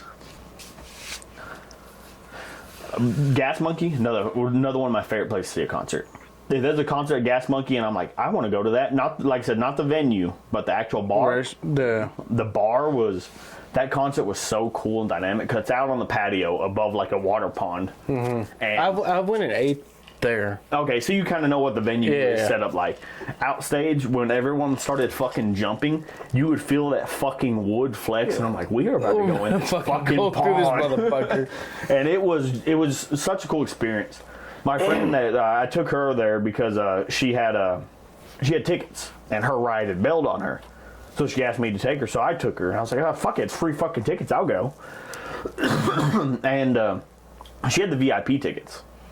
So it's the crowd, the barricade, you, and then the stage. So you're right on the stage, and it's only about maybe 25, 30 people at the stage. Man, the first few songs I'm like vibing, the first few bands I'm vibing with. Then you get into the other bands I'm starting to really like. I'm like, and I asked one of the security guards, I was like, hey, we got VIP tickets. Can I just go back there to like the regular general area? They're like, oh yeah, that's fine. You can just come back up here whenever you want, go back there, whatever, your wristband, and let you go wherever. And I told her, I was like, I'm going back there with the fucking crowd. That's where the fun's at, you know. We did a wall of death there. I jumped over like the first 2 fucking rows. It was so... Rock concerts are so much fun. And my first country concert was fucking fun as fuck. I would love to go to a country concert with like y'all, you know, and just chill out. It's a lot chiller vibes. Oh, yeah. And I do enjoy that, just drinking beer, sitting at a table or whatever, especially at Dose, because I saw Tracy Lawrence at Dose. And that was a good concert. You know what you'd like is LJT. I think you'd love LJT. Dude, I would probably get arrested. It's... Unless you do just something fucking stupid. That's my problem, is I'd probably get so fucking drunk. I don't think so. I mean, I think in that environment, I would end up following Hollis's lead, just wanting to shotgun left and right, and I think I would get fucking... Well, see, definitely get there. And we've talked about this. I got fucking 3 kids now. A fucking 2-month-old.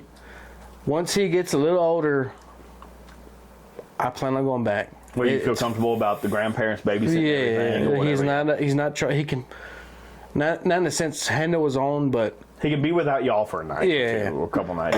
And I mean, he can now, but it's just a lot of fucking one stress. of the biggest things I want to do with y'all, because I didn't get to in high school, I want to go on a cruise with all you motherfuckers. A cruise? I want to go on. I've never been on a cruise, and I want to go so bad. Me either. I've never been on one. You that's right. You missed the high school one. Yeah, I didn't go on the high school one. Dude, I was a scared pussy.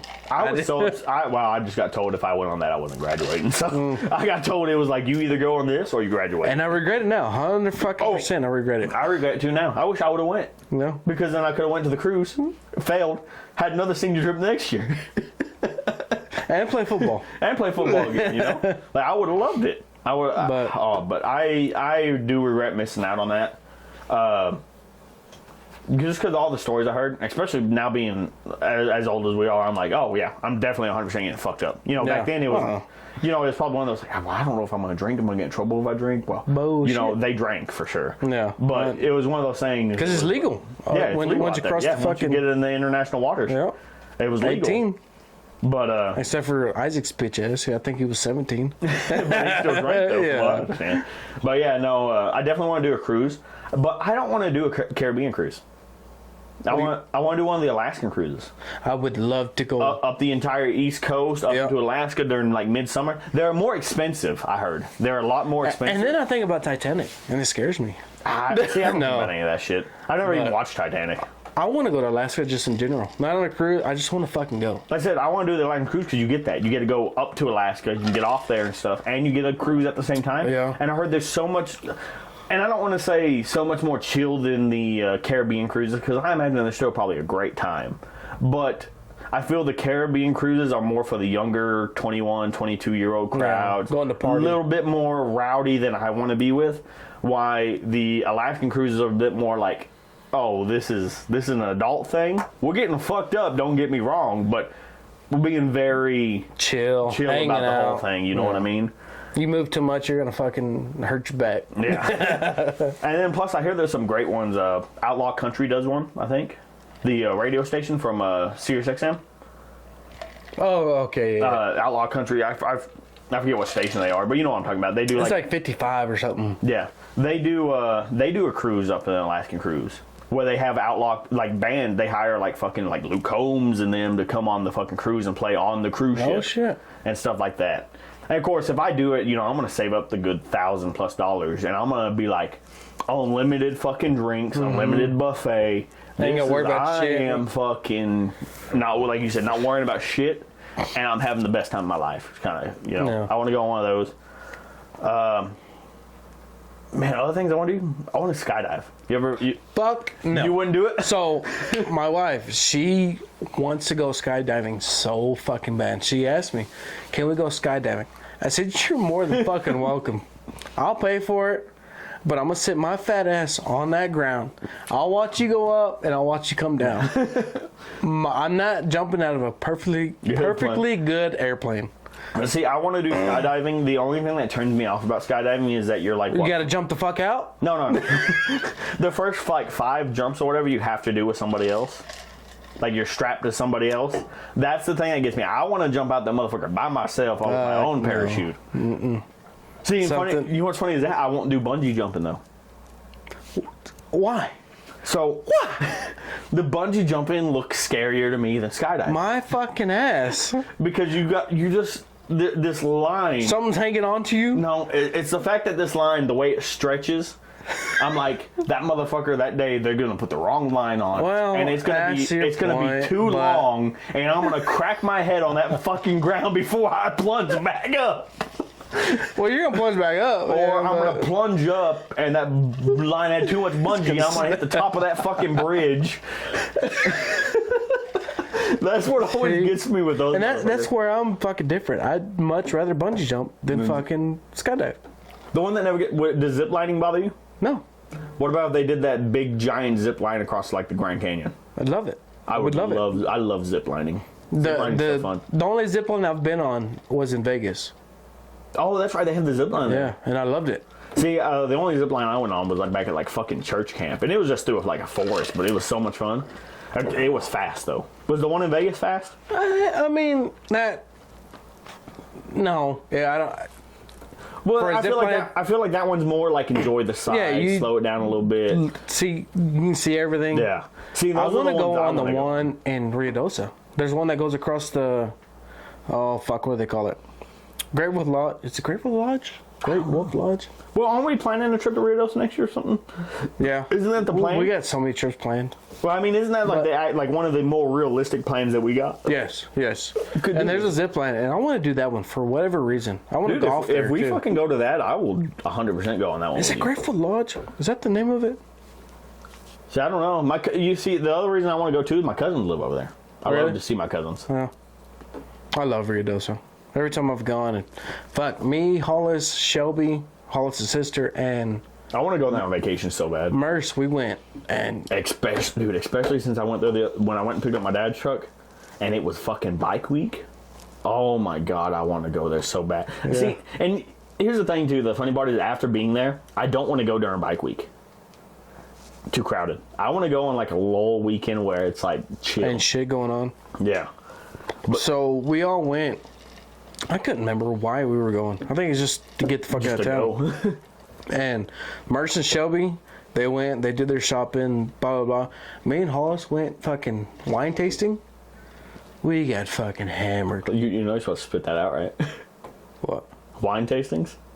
You're supposed to into like this big cauldron of oil that they supply. That's what you're supposed to do. You're supposed to like taste it, rinse it in your mouth, get the flavor, and then spit it into a thing. And then go the whole night doing that so you don't get drunk, but you get to taste the wine. Ah, no, fuck that. That's from what I understand from all the documentaries I've seen, from TV shows. That's how wine tasting is supposed to go. But here's the problem with those. You get people like us. They go, well, this is fucking good. So we did that a couple times, and then we just fucking hit bars. And we're trying beers that... I tried a pickle beer that was good at first, and then... Went to bad. Yeah. Dude, and then we just fucking go and bar hopping. I want to go there so fucking bad. And I really do hope we actually get a trip where all of us fucking go. We definitely will. 100%. Because like I said, after going through there on bike week, I'm like, this shit's fucking amazing. No. Like, just watching it. Because that's the first time I've been to Rio Doso since I was a fucking kid. And I didn't remember shit back then, you know? My thing is, I definitely want to go up there. I want to hit the casino a little bit. The end of the Mountain Gods. In the Mountain Gods, that's what it is. Not Grateful Lodge. Where the fuck's the Grateful Lodge? I have no clue. But I want to go there. In the Mountain Gods. Then they have the horse racing. I think it'd be cool to go. I probably wouldn't bet on the horse racing. Maybe it's like some low money. So that's another... I know Isaac... Oh, Mariah hit big on one of her first Yes. there. Yeah. That's another reason we want to go. I've never been to horse racing, and I want to go. When we're going through there... That fucking go-kart track they got there. I love fun go-karts. as fuck. I love it. Did you see that one? I've been there. I've been there. Big. Me and my cousin went a few years ago, and we hit that fucking go-kart place. That looked so fun. But I definitely, if we do go, and I go with y'all, I definitely want it to be more summertime-ish, because I want to take my bike through those fucking hills. Dude, it looks like so much. Like, see, I want to go in wintertime because I want to snowboard. I've never been snowboarding. Oh, yeah. I've gone wakeboarding. I've never been any of that snowboarding or nothing. And I want to prove Dom wrong. He says snowboarding is easier than skiing. And I think snowboarding is easier than skiing. I agree too, because water skiing is a lot fucking harder than wakeboarding. My thing is, you got two skis. You got to worry about whether you're just worrying about one and balance. My fucking legs ain't gonna be splitting. I can tell you right fucking now. One, you're gonna worry just about balance, and one board. Whether you're worried about two things, and you got to worry about the spikes, and fuck all that. I would think I'd rather do. And my wife says the same shit. Skiing is easier than snowboarding. I think I'd rather. I'm gonna fucking prove them wrong. I think I'd rather do snowboarding. Me too. Honestly. Yeah. But yeah, no, for sure. I definitely want to go up there on vacation. Man, I'm trying to think of some other places I'd love to go. I think I want to go back to West Virginia. You been up that area? No, I've never been. No. West Virginia was close. Gorgeous. Just fucking plain out gorgeous to this area. You know, when we went up there, we stopped in Oklahoma. We stayed at Sean's mom's. And then the next day, we hit like Bass Pro Shop in that world's largest big Bass Pro Shop up kind of near. God dang it! Who'd the Rams used to play for? Before they were the Los Angeles Rams. Remember, the Rams used to be something else. Then they Rams? Yeah, for the football team. They used to be they're Los Angeles Rams now, but they used to be what? St. Louis? No.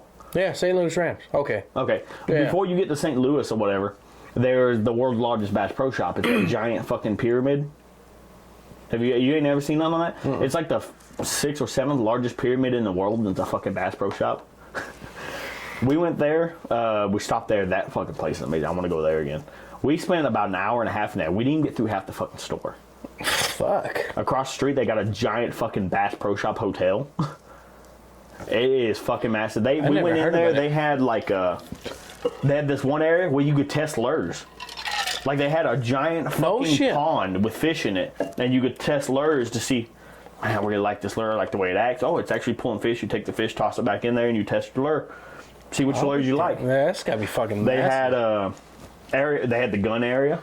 They had some guns and shit in there that were in like these fucking cases. These were like $25,000 fucking guns, like gold plated fucking lever actions. They had a gold plated fucking bow. It was ridiculous. And when we went there, it was kind of cool too. They had like a Girl Scout local Girl Scout troop they were showing off like a bunch of different animals when we went. And they had like one of the older Girl Scouts, like one of the troop leaders or whatever. She had the fucking not a vulture, what's it? No, I think it was a vulture on her fucking arm. Those things are so fucking big up close. It's ridiculous.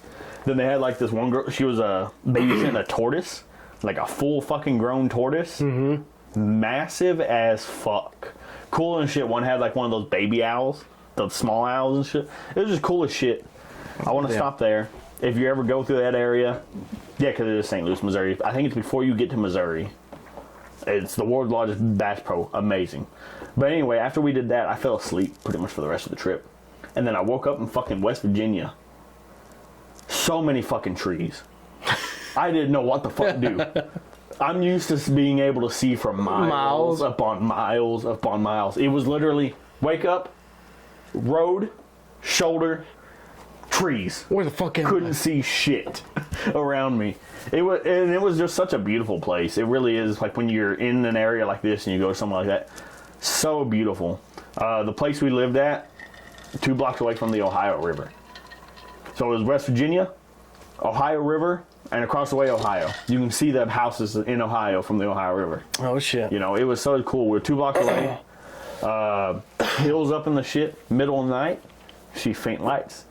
I don't know. Sean may have been fucking with me. He's like, yeah, no, those are like actual fucking moonshiners you're seeing up in the hills.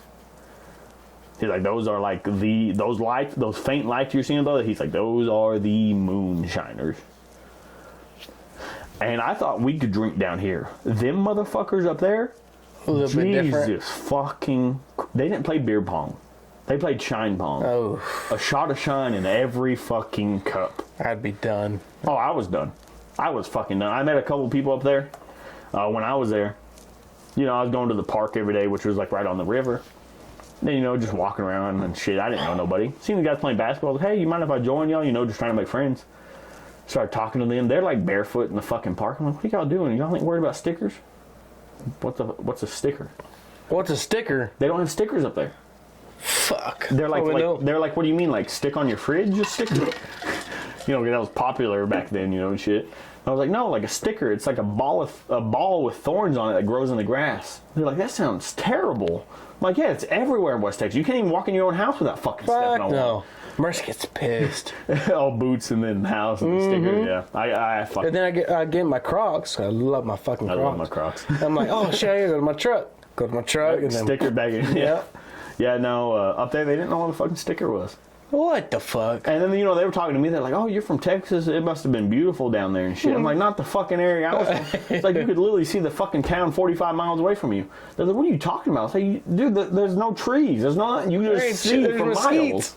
You know, when I told them you could see for miles, I was like, that is crazy. They can't see but across the street? Yeah, that's literally. Nuts. And it was funny. There was this girl up there I was dating a little bit. She was from Texas. And she kind of knew what I was talking about. She was more from East Texas and stuff. And one day I invited her over. I was making steaks and stuff on the grill for us. And she took like a couple bites of that steak. She's like, yeah, you're from fucking... Oh, no, she saw the way I was cooking them. She's like, yeah, you're from fucking Texas. Up there, they don't season shit up there. Which I get. If a good steak is a good steak, salt and pepper, you're good to go. You know. See, that's all I put on mine. And they were that's all they were used to up there. Even at like restaurants, that's all they did. No other kind of seasoning or nothing. Yeah. I'm one of those. I go all out with my steak. Really? I am. The way I did those, I marinated them in this certain marinade for about an hour. It's like a lemon juice kind of marinade because the lemon juice, the acid eats through it faster, so you can only do it for a certain amount of time. Mm-hmm. Only about an hour. Then I season it, let it sit in the seasoning for a couple hours. And then I injected them with butter garlic marinade and then cooked them. And she saw the way I was cooking them and how much seasoning. So she's like, yeah, you're from fucking Texas. I can 100% tell. No, see, I'm just a salt and pepper fucking 20 minutes in, put a little salt and pepper on it, let it sweat a little bit, throw that bitch on the grill and... See, I feel like I'm one of those, I like to experiment with my food.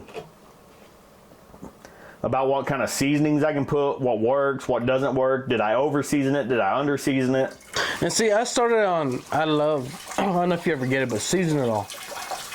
Love season it all. That's what I used to put on the steaks, and then... You love what, seasonal? Season it all, yeah. Yeah. And then just start putting salt and pepper, and son of a bitch. Get Sometimes that bitch about simpler is 110. better for certain things. Sear I do agree. Oof. See, for the fucking 28th and shit, when y'all come over and stuff, I'm actually thinking about doing 2 briskets that day. Yeah. Yeah, I think what I'm gonna do is I'm gonna buy some tubs from the dollar store, like the clear plastic tubs. Mm-hmm. I'm gonna marinate one in just traditional clods. That's what I usually use is clods, the brisket marinade. I'm gonna do one in that, and then I'm gonna pull it out, pat it down, and mustard and season it, just for the seasoning to stick with the mustard. Yeah. And everything, just like I would normally do. But the other one, I want to experiment with the other one. What I'm thinking about doing is doing a garlic Kraken black spice rum marinade. And letting it sit in that with what I want to put in it too, to kind of contrast how the black spice, how heavy it is. You know the pepperoncinis? Mm-hmm. The little yellow peppers that come in those little jars? I want to marinate it with the vinegar and the peppers in that with it. And just marinate those for both a day. One in clods, one in that. And then when I pull them out, one I'm going to do the chupacabra brisket seasoning. And I'll probably do that in the clods. And then the other one, I want to try to throw some seasonings together, see what I like, and make a different seasoning just for it to try it. And what I'm going to do on that one is I'm going to take the Stubbs barbecue sauce, mix it with black spice rum, and every 2 hours, pull it out, baste it. 2 hours, pull it out. Well, not baste it, but dab it. Mm-hmm. Dab it down. The other one, I don't know what I might do on it. Probably just some simple beef broth or salt and pepper or whatever. Try it out. It's good. And your briskets are so expensive right now. It's ridiculous. You know what's ridiculous is the price compared to them at Robertson's to Lowe's. Or Robertson, TC's, whatever, to Sam's. Have you gone to Sam's? Well, of course, it's going to be cheaper. Oh my God, it's like $50 fucking cheaper. It's crazy. Well, it's like $40 cheaper at Lowe's in Kermit. The ones at Lowe's in Kermit, I've been seeing about $38 to $40 every time. Every time at TC's, they're like $80. Mm-hmm. So that's why I figured I'd go to Lowe's in Kermit, pick up 2 of them, marinate them, and then do that seasoning and just do about. Next time in Odessa, go to fucking Sam's. I never go to Odessa. I don't blame you. I never hate that fucking place. We went Christmas shopping. I was pissed off the whole fucking time. I hate that place. If you live in that place, fuck you. I said I never go to Odessa, man. The last time I went to Odessa for pleasure was with Isaac and Waylon. Yeah. The time before that was with Isaac. I go to Odessa maybe for pleasure. I go to Odessa maybe 4 to 5 times a year. For work, I go a little bit more. But like I said, if I'm going out of my way on my day off to go to Odessa, it's maybe 4 to 5 times a year. No one tell me it's just for grocery shopping. That's all I can fucking handle. See, I would love to go out with all the guys and stuff, just like all the guys go to Buffalo's and stuff. Yeah. Like I said, I'd love that. I just love that. Like I said, when me and Isaac and Waylon went, we had a great time. Fantastic time. Yeah. Except we went to walk-ons and they gave us terrible service, and I was very upset about that. No. I had 3 drinks the entire time I was there. I went there to get fucked up. I had 3 fucking drinks. I was upset about that. Enough to piss you off? It made me mad. I'm not going back. I'm not going back to fucking walk-ons. See, the only time I've been to walk-ons is just to eat. The food was great. Yeah. The food was fine. So me and Merce have gone, and like I said, I was just upset with the service was bad. Even Isaac, he was like, yeah, that was pretty bad. No. But I'm one of those. I love what I know and going to what I know. And all I know is Buffalo Wild Wings doesn't cut me off. And I know going in there, it's a 50-50 shot on the wings. Either the wings are going to be good or they're going to be shitty. And I know that. But usually everything else is great. The appetizers are usually great. The burgers are great. Whatever else is good. I haven't been to Buffalo's in, fuck. It's my favorite place. It really is. At least 4 or 5 years. It is literally I think the last time I went, my cousin was still living in this area. And me, him, and Hollis went for whatever fucking reason.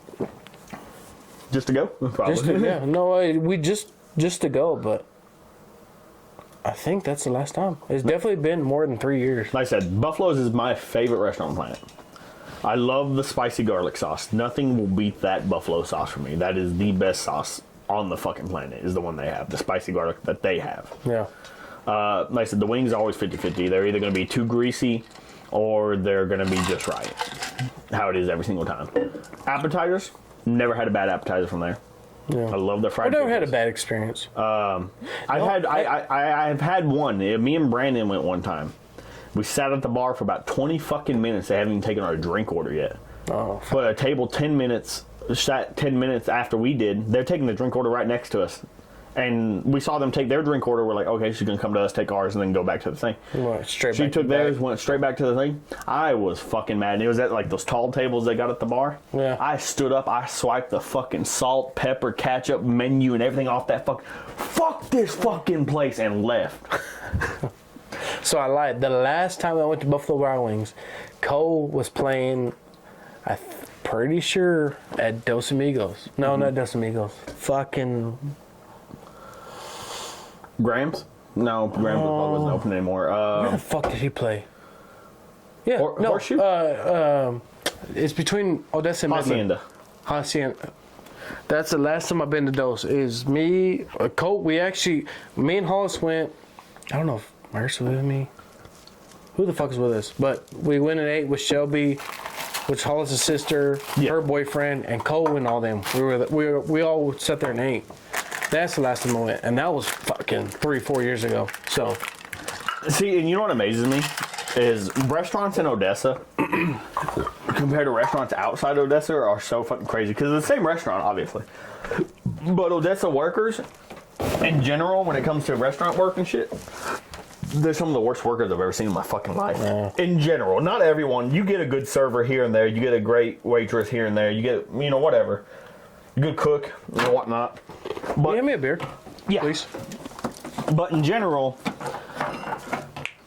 they're pretty shit in Odessa. You cannot compare a restaurant because it's in Odessa to what their restaurant is actually like.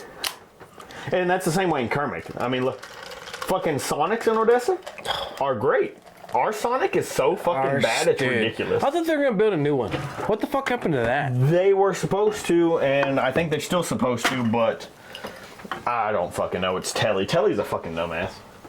I hope he watches it. It's been in the work for months. And I went there, so I went to a funeral. Can't remember. I've been to so many fucking funerals. I quit going to funerals because of that shit. And tired of death.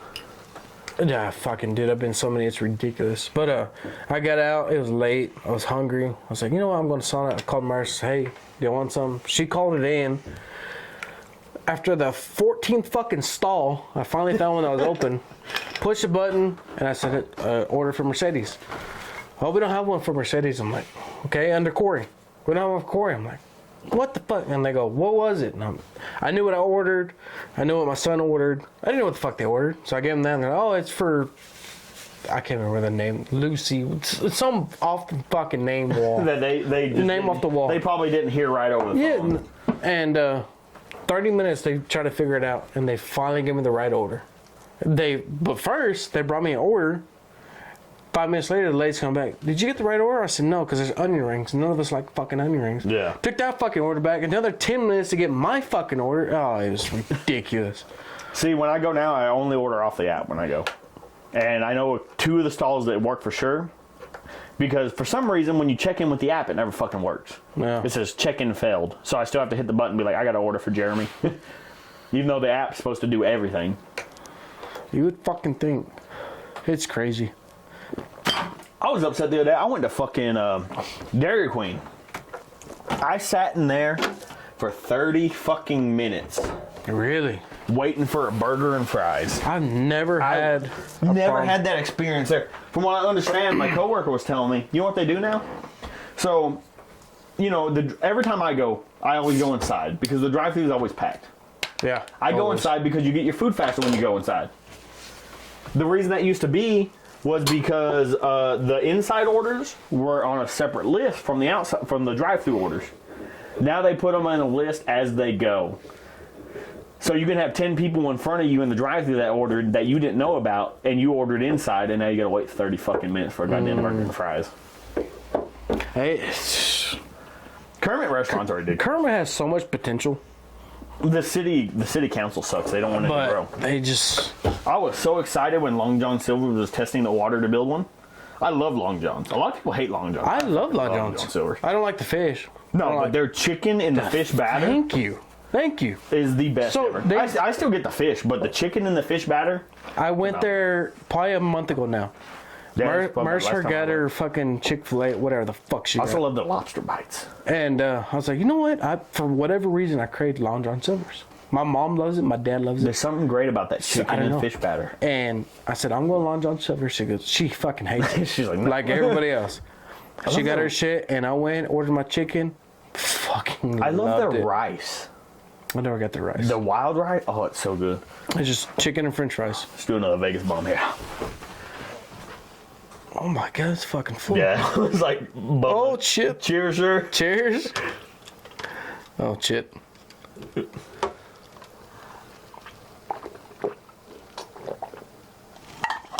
Oh yeah, so good. But yeah, I love Long John Silver's. Like I said, I think chicken and fish batter is amazing. You want another good thing in fish batter? We made it here one time. My buddy Brandon, you know him. yeah. He came over one day. We're like, man, let's make some fucking pork chops. Well, we're in the batter aisle at TC's looking for batter. I'm like, man, let's do this batter. And I grabbed the beer batter. In my mind, all I saw was beer batter. Oh, let's do this one. Well, it was a beer batter fish fry. And we did pork chops in that month. Oh, pork chops Fucking and good. fish batter is so fucking good. You know what's the only place I want to go drink at in Odessa that I've never been to actually drink? I've been to eat. And I've only been there once.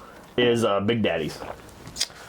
I've gone there once, but We went there and ate. I was still living at my parents' house. We went there and ate once. It was for work. And I wanted to go to Walk-Ons. They're like, no, it says bar and grill in the name. We can't go. And then we pull it to Big Daddy. It says Big Daddy's Grill and Bar. I'm like, what the fuck's the Same difference? shit. They're like, man, fuck it. We're already here. I was like, oh, whatever. So we went there. And food was fantastic. But I was just looking at like the atmosphere. I'm like, man, I bet this place on a fucking Saturday night at like 9 o'clock is bumping like the bar, and just it looked so much fun to drink in. Old Big Daddy's. Did they close down? I think they did for what? No. You're thinking of Catfishing Company. Yeah, Catfishing Company over Exactly what I'm on 8th thinking of. Street. That's the one on 8th Street. Big Daddy's is on 42nd. 40. Okay. Yeah. Big Daddy's is the one next to the Lowe's. Mm-hmm. And the Music World or whatever it is. Yeah. Yeah, that's Big Daddy's. Yeah, Catfish Company shut down. Which for whatever, I thought that was the same shit. No, they're actually But- completely different. Catfish Company is actually owned by a place in Lubbock. Can't remember what the Sid and Sam's. Okay. Sid and Sam's is actually Catfish Company is actually like a sister okay. company to Sid and Sam's or something. I like that place, Sid and Sam's. That's who we did our catering with through our sports banquet this year. The Sid and Sam's. Their chicken fry. I know. That's the one with the fucking out in the restaurant, big old cow, right? I've never been. I No? can tell you. We've only had them cater for us. Yeah, I'm 99% sure. Their chicken fry is fucking good. Their salad bar is good. I don't like salad. Man, you know what's a restaurant that's such a fucking disappointment in Kermit nowadays? All of That them? used to be so fucking good is Jerry's.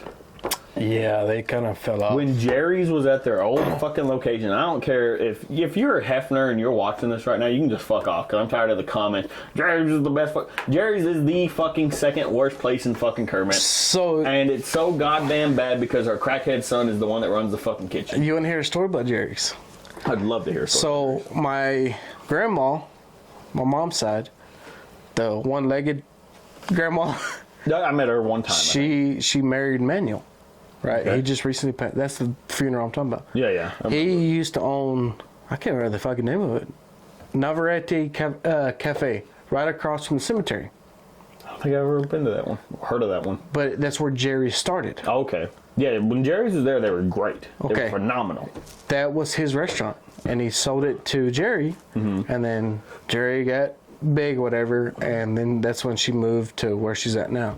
But her beginning spot was where Manuel not gave her, but Shows how small of a world it is, Yeah. dude.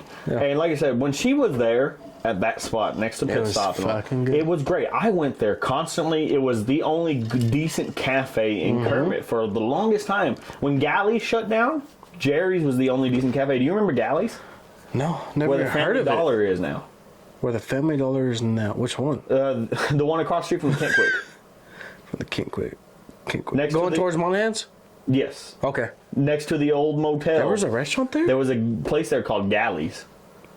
I never It was knew Galleys Cafe. I never knew that. It shut down, I think, when you and me were probably like 6th graders, it shut down. Oh, fuck. Used to be great.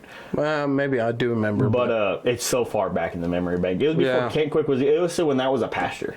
Oh, yeah. Definitely don't remember that shit. But yeah, no, that used to be the other good cafe. Jerry's was such a good cafe when they were at the old location. When they were there, I used to hang out with old Casey Thames. Do you remember him? Mm-hmm. He lives right here in Wink. Yeah, the one that married J.C. Hefner? Yeah.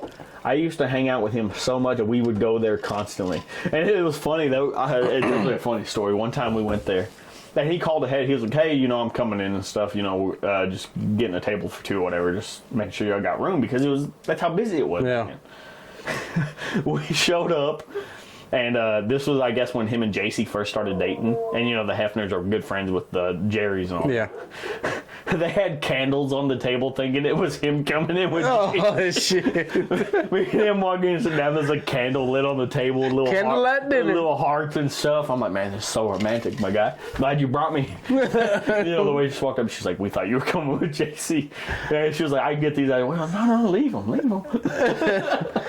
Dude, it was so fucking Have you funny. ever been... Oh, fuck, I don't forget the name. It's in Pecos.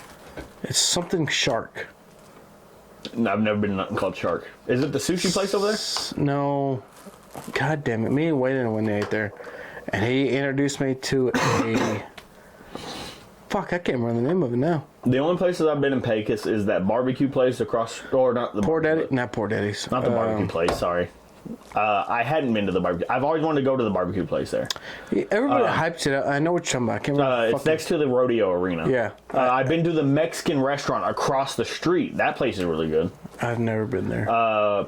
And other than that, man, that's like the only place I've fucking been in Pecos. I don't go anywhere. I hate fucking Pecos. No, me too. But I work around there. Yeah. So, Shark, what the fuck's it? King Shark. Is that so? It's like a seafood place. Sorry, not yes, sushi. It is a seafood place. I heard that place is pretty damn good. Why they introduced me to it's a queso. The birria queso. I want to say something. Oh, like birria. And like a burrito taco or whatever they call it. Yeah. But they bring it out and they fucking light a candle underneath. Me and him went ate lunch there one day, and we had a fucking candlelight dinner. And because they lit the candle under the... Do what? Because they lit the candle under the queso? Yeah, they keep it warm and shit. That shit was fucking good. Oh. You have to try it one day. Man, when I go to Pecos, it's very rare. But usually when I go, it's because of work, so I ain't got a lot of time to stop. Yeah. But yeah, that Mexican restaurant there, very good. Trying to think. I know I've been to some other places there. Have you been to La Norteña Tamale Factory? Oh yeah, I heard the tamale factory is very good. I've never been there, but I've heard a lot about it. Good. I need to go there for sure. Always get their half red and half green tamales. Usually, so when I first got introduced to that tamale factory was when I was working for Ratliff with Daniel that's Aguirre. The only reason I know about it because somebody from Ratliff told me. Yeah, I went with Daniel Aguirre.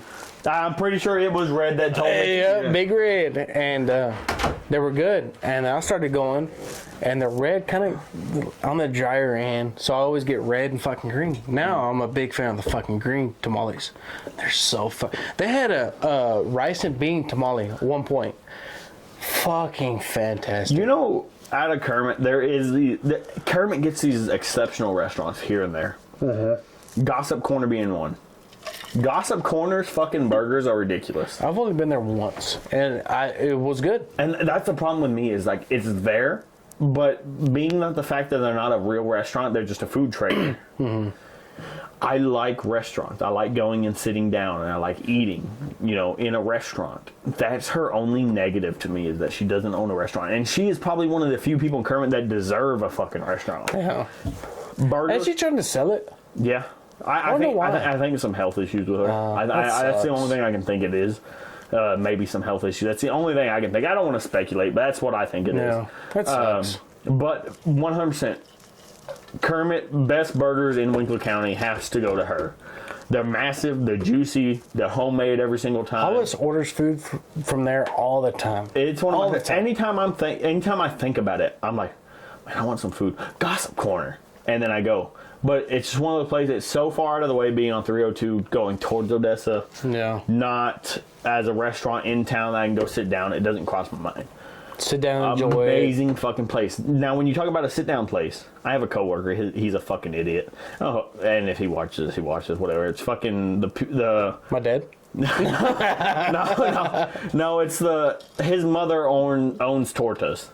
Mm-hmm. And like I said, if you watch my top 3 Winkler County fucking restaurants, Tortas was the fucking worst one out of them all. He's literally like, oh yeah, that place fucking sucks. I went there and it was this and this and this. If it's not his mom's restaurant, it's the worst fucking place in the world. Yeah. It pisses me off when he said Taqueria Sonora is so fucking good. It's that place that's a Mexican place, kind of catty corner from Chaotic. So I've heard about it. I've never been there. Yeah. Now, I heard when they first opened, people had some bad experiences. Yeah. Your dad, for example, was telling me that him, Gina, Mercedes went there one time, and it wasn't. That's why I heard about it. And it wasn't the best. I'm telling you right now, that place is fucking phenomenal. Their chiladas, you have to get one of their fucking chiladas. Pretty good. Oh my! And they bring it in like a fucking mug, like this fucking big fancy. Like the Mexican, I call them Mexican mugs. That's what it looks like. It's like the fucking. It looks like it's clay and everything. Oh, yeah, it's fucking good. They have this burrito there. I can't remember what the fuck it's called because the bad part is their entire menu is in fucking Spanish. And I don't speak a lick Spanish. Their English menu does kind of describe everything for the regular menu. The seafood menu, because they have seafood there too. That entire thing's in Spanish. I don't know what the fuck any of that says. But the regular menu, they have a burrito on there. It's like a $13 burrito, and you're like, what the fuck? Oh, damn. That motherfucker is like this goddamn big. Fucking, it's got like brisket, beef, shrimp, chicken, rice, beans. It's smothered in queso. The whole fucking 9. It is so fucking good. The only thing I haven't gone back that I want to try for, they have a bacon wrapped burrito. Bacon wrapped burrito. So it's a burrito of your choice of meat, and then they wrap it in bacon. It's got to be good. You can't wrap anything in bacon and not be good. And then that place, I've heard, gets fucking crazy on Fridays and Saturdays. So they used to not have the place next door. They did. Maybe they fixed it up and they had it, and then they fixed it up, or they didn't have it and then they bought it and fixed it up. Whatever the case is. So you walk in, you got the initial restaurant. Next door, they got pool tables. Okay, now this is more of a bar. Mm-hmm. I walked in that motherfucker because the men's restroom is through the pool table area. I walked in that motherfucker, go to there. They got a fucking full-on bull ride machine. No. In that motherfucker with the pool tables. And shit. And on like Fridays and Saturdays, they have like mariachi bands come in. They have karaoke nights. They had some big singer from Mexico come in one night. And they said that she was like a fucking really big singer from Mexico. They said that place gets crazy on Saturdays. We might have to make a fucking trip over there. Dude, it is. I heard that place gets wild. But as far as food goes, when it comes to Mexican food is Mexican food. It's not too hard to do, especially in this area. You know, Tortas obviously fucking sucks. I like the place here, Taqueria Juanitas. Juanitas is pretty good. Juanitas pretty good. I like the that La Herradura in Kermit. That horseshoe, La Horseshoe or whatever. Yeah, that place is good. The Green Top is good. I haven't been to the Green Top in... I haven't been in forever. That place is good, though. Last time I went. El Joey's, I think, is fucking trash. Nowadays. Joey's. That's the one next to the It's hard to find them fucking open. That's one of the biggest issues. 2, I think their food is not that great. Don Burrito went to shit. But the Herradura and Juanitas, when you talk about good Mexican food, you can tell every single piece of meat you bite into at the Taqueria Sonora is higher quality. You're like, man, these prices, these are a little bit stiff. And then you bite into what you pay for. You bite into the meat and you're like, this is higher quality meat. I understand what I'm paying for now. Yeah. And it is so good. Like I said, I would love to go down and say, I don't speak a lick of Spanish. I'd be over there, yeah! I don't know what the fuck you're saying, yeah! But it is supposed to be a fucking hoot on Saturday night. The food is amazing. And we'll have to go on that. it's one of my favorite places. All of us. As far as restaurant in Kermit, Chaotic. I love Chaotic. I think Chaotic has some of the best wings. So From the way they cook them. I got a bad vibe, but not a bad vibe, a bad taste in my mouth for Chaotic. A couple years ago when they had no fucking person that could make, burger. It was just wings and pizza. I know exactly what you're talking. When you would sit there for an hour and a half for a fucking burger. Yeah, I know exactly what you're talking about. I've gone 2 times probably in the past 2 months. It's a pretty reasonable restaurant now when it comes to time. You can get the pizzas, you can get the wings, you can get the burgers. I love their burgers. The burgers are great. Have you had the No Name burger? Not the No Name. I've got their. It's with sausage and fucking pulled pork. No, I don't know if it's pulled pork. No, it's sausage, steak, ham, and a regular burger patty. That's the No Name burger. Is that the No Name? That's the No Name burger. Then yes. Yeah, it's got like pretty much one of every kind of meat. Yeah, and they got sauce on there. It's spicy. But Chaotic. I love Chaotic. One of my favorite things, the way Chaotic cooks their wings and like the size of the wings and everything. I think that's one of the best wing places around. When it comes to the way they cook them, they're always crispy. They're never like pulley, greasy. Like you can't grab the skin and pull it off. Kind of greasy. You got to bite into Everything's it. always. That's a perfect. They're crunchy without breading, and that's what I like because I don't like breaded wings. Like Domino's does, like where they bread their wings or whatever. I don't like breaded wings. Chaotic makes theirs crispy enough without breading them. My only complaint about Chaotic is they don't have the Buffalo Wild Wings spicy garlic. That is the best sauce on the planet to me when it comes to wings. And they have a spicy garlic of their own, and it's fucking horrendous. It's literally traditional buffalo sauce, and they pour like a fucking whole can of minced garlic garlic on it, and then they just toss it in that. It's horrible. No. It's bad. But their Carolina Reaper sauce, fucking phenomenal. Don't get me wrong, I will sit there and eat that bitch, and I'm sweating, pouring a little. It's fucking great. I love this, and in pain. Love it because the flavor of the Carolina Reaper sauce is so great. It's like a salty pepper, and it's just fucking fantastic. Their bourbon molasses are great. The way they do their lemon pepper, phenomenal. No. The one thing I'm not a fan of there that other people love, I don't like their pizzas. People love their pizzas, and I'm not a fan of the pizzas. I'm not a fan of the pizzas either. The pizzas are too saucy, too cheesy. You don't think that's a thing when you say, oh, I love saucy and cheesy pizza. See, I'm not a big fan of saucy pizza. I don't like picking up my pizza and the entire top of it slide off. Yeah. That's why I love, and it still shocked the fuck out of me that y'all said this. I love Champ's Pizza out of everybody we have. Good. But y'all said Pizza Hut was fucking better. No. Yes, y'all fucking did. It was at your house, and y'all had ordered Pizza Hut. And I'm like, why didn't y'all just order from Champs? You're like, oh, well, Pizza Hut's way better.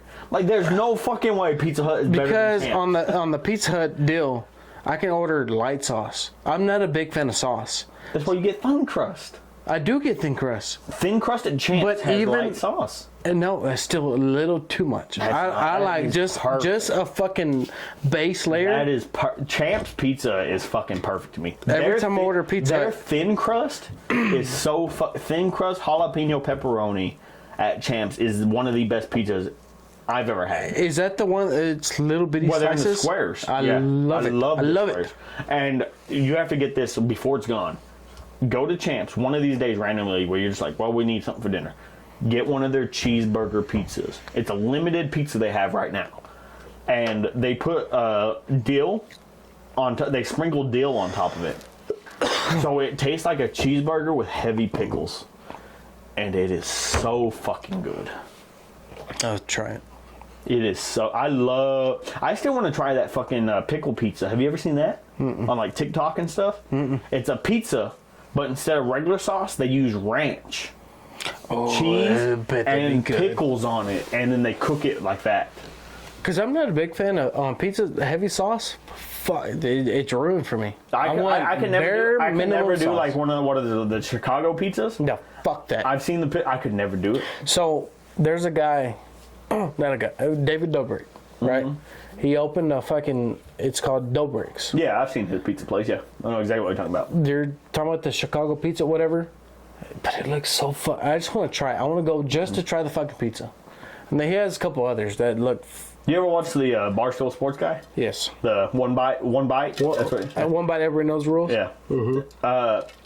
Man, some of the pizza he rates, I look at them and I'm like, man, I don't know if I would enjoy that. See, yeah. And, and it all comes down to preference. Like I said, I love thin crust pizza. I love them. I love, just like you said, it's just crispy, a little bit of sauce, cheese, and then your toppings. Yep. I love thin crust pizza, but I do feel like thicker pizza has a place for sure.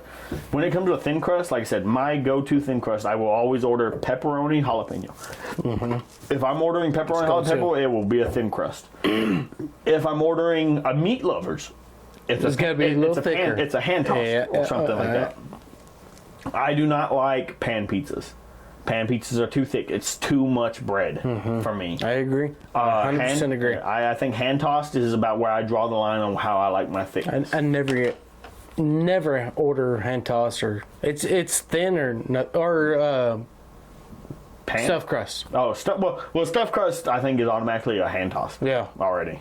But that's the only two I order: thin crust or stuffed crust. But I agree, stuffed crust is great because you get the cheese or whatever. Yeah. I love cheese. One of my favorite pizzas that Pizza Hut quit doing was the pretzel crust. I loved the pretzel crust. I never had one. Have you had? I love pretzels. They're fucking goddamn. What are they called? What the fuck are they called? They just came out with them, I'm pretty sure. They come in 2 slices. They're this big. Have you about to say they're fucking melts? They're melts. Have you had their melts? Horrible. Horrible? One of the worst things I've ever had. Oh, glad.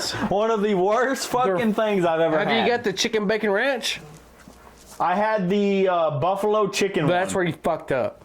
And the fact that I have to take my melt and dip it into a sauce. No. And the fact that after I take that first bite of that triangle and it doesn't fit in my sauce cup anymore, it's fucking horrible. No, get their chicken bacon ranch fucking melt. I will have to try it, but I tried the buffalo one because I love buffalo. Yeah, well, and it was one of the worst things I've ever ordered in my life from Pizza Hut. Get their chicken bacon ranch fucking melt. It is fantastic. I don't know, man. I hated the melt. No, you gotta try it. The fact that the sauce isn't cooked on the melt, it's only the basic ingredients and the cheese, I hated it. Get the chicken bacon ranch. I'm telling you. Is it cooked on it, or do you have to dip it in the ranch? It's cooked on it, but you can dip it in the fucking ranch. See, that was the thing that pissed me off about the buffalo one, is they didn't cook the buffalo sauce with the chicken on it. You had to dip it into the buffalo. I don't know. This one is fucking crispy, juicy at the same time. Try it. Trust me, try it. I don't want to hear your shit. Try it. I'm going to try it one of these days. Try it tomorrow. As far as... I don't know about tomorrow. That Kermit's too far to drive. Yeah. But, like I said, I ordered the melt, and I was like, man, these look really good. And I ordered that one, and it was one of the worst things I ever had on the menu. I've ordered it twice in probably fucking a month and a half. My thing with Pizza Hut, the thing that gets me with their pizzas, is their pizzas are too fucking expensive. When you compare Pizza Hut prices to every other pizza joint out there, Domino's, man, you can get like 3 fucking pizzas for $10. Yeah, but you also got to look at it. They're around here, that's all we got. Around a lot of people ain't going to fucking Monahans. Here's the thing, around here, they're fucking terrible. Well, yeah, I know, but that's where they get you, because are you going to drive 20, 25 minutes? I got Champs now. I go to Champs for all my pizza needs now. But a lot of people from Kermit are like, I'm not driving. Or the other thing I fucking do, dude, the Red Baron pizzas at the fucking Family Dollar. Preheat your oven for 400, you toss them in for 13 fucking minutes. I love the Red Barons. I don't like the DiGiorno. I think DiGiorno's overrated. I think DiGiorno is one of the worst oven pizzas there is. What's their slogan? If it's not delivery, it's not DiGiorno. If it's not DiGiorno, it's delivery. Whatever the fuck it is. They can suck my ass. I think the Red Baron pizzas are way better than DiGiorno, and they're like $4 fucking cheaper. I love those motherfuckers. They're good. They're fucking good. And I grew up on that shit. Pop a fucking oven in the pizza. See, I never grew up with that. That was something I never did until I came to Dalton's house. Really? Yep. So, going back to my childhood, my mom, she started making, I don't know what the fuck you want to call them, pizza fucking sandwiches? I don't know. She put on a fucking bread with sauce. It was the poverty pizzas. I don't know. You take a piece of fucking sliced bread, a little bit of marinara, your fucking cheese, and the pepperonis on top, toss them in the microwave. in the oven. Oh, well, we did microwave. Oh, my God. We did true poverty. Jeez. Oh, my God. I know exactly what you're talking about. Yes. I used to... You know what pissed me off, right? My brother's a little different, right? She made my brother one. He goes, I don't like it. I about wanted to come across the fucking table and knock the shit out of him. That was one thing I was going to ask you. What was it like growing up with a brother at such an age gap? Because y'all's age gap is really big for small families, you know what I mean? Yeah, we're 12 years apart, right? He was a pain in the fucking ass. This kid would not stop crying. And I'm not talking about a normal baby cry. This motherfucker would scream. We went on a fucking 6-hour road trip. He's crying 5 hours and 45 minutes of the whole fucking road trip. Made my life miserable. My parents' life miserable. So, right? Then we come to find out, yeah, he got fucking, Asperger's, whatever the fuck it's called. Oh, okay, yeah, I know. But at the time being, there was times we get home from a road trip and he's passed out in the car seat. It sounds bad, but I don't give a fuck who you are judging us. My mom would leave him in the car seat because he's passed out. Because she knows the moment he wakes up, it's done. It's fucking done. That motherfucker ain't stopped crying. See, that interests me because when we looked at when we talked about Isaac's family, they were all pretty close in age. I think Noah is obviously quite a bit younger than them, but still in the normal age range for a family having multiple kids. Right. And, it really interests me when you have somebody, like I said, he's 12 years apart. You were 12 when he was being born. Mm-hmm. That's crazy to think of, that your family's having kids that far apart. The crazy part is me and Chase were 12 years apart, all right? My wife, there's Jasmine, which she's fucking... See, and you know what's funny? Your dad, he's like, oh, yeah, Jazz. I'm like, who the fuck are you talking about? Dominic, yeah. And he's like, no, Jasmine. I was like, I've never fucking met her. You never met her? He was like, well, she was at one of the parties you were at, like I think it was the diaper party or whatever. But you never got into it. But I never sat down and talked to her and knew who the fuck she was. You know what I'm talking about? So there's Jasmine, which is a couple of years older than Mercedes. Mercedes is fixing to be fucking 29 this year in July. She's old. I'm kidding, Mercer. But no, she's older than fucking dirt. But so there's Jasmine, there's Mercedes, and then there's Layla, which is they're 13 years apart. Yeah. And then there's me and Chase, which we're 12 years apart. So it's just a weird... See, and family dynamics just blow my mind in general because I was the only child. Yeah. I never dealt with siblings. The most I dealt with siblings was my dad dated this one girl, one lady in Kermit, Kim Lazenby. And she had kids, and you've probably heard of them. Cheddar Bob and Brad. Cheddar Bob and Brad. They were quite a bit older than me. They blew the I don't know if I told this on the podcast. We almost set the fucking house on fire one day, me and Brad. And my dad's house was it was a weird fucking house. The house was originally a garage for the neighbor's house. And then they built onto it and turned it into a house, and then they separated the properties and sold them separate. Anyway, the house was fucking weird. So you walk in, it's a kind of a side door situation. You walk in, head this way. Dining room. Turn to your right, come this way. To the left's the kitchen. To the right's another doorway. You go into the living room. You head down the living room into a den. Into the den, you have big glass doors that lead into the living room, and then there was this little window that led into other parts of the building. So if you came in, you came to the left, kitchen sink, left of that, master bedroom, right of that, bathroom, little bedroom, big bedroom, kind of garage style. Anyway, we had this fucking a bed spring. You know how fuzzy the back of bed springs get, or are. Well, me and Brad, we're going around the house lighting like a tag on, like a price tag on something on fire, putting it out. Lighting this on fire, putting it out. Lighting this on fire, putting it out.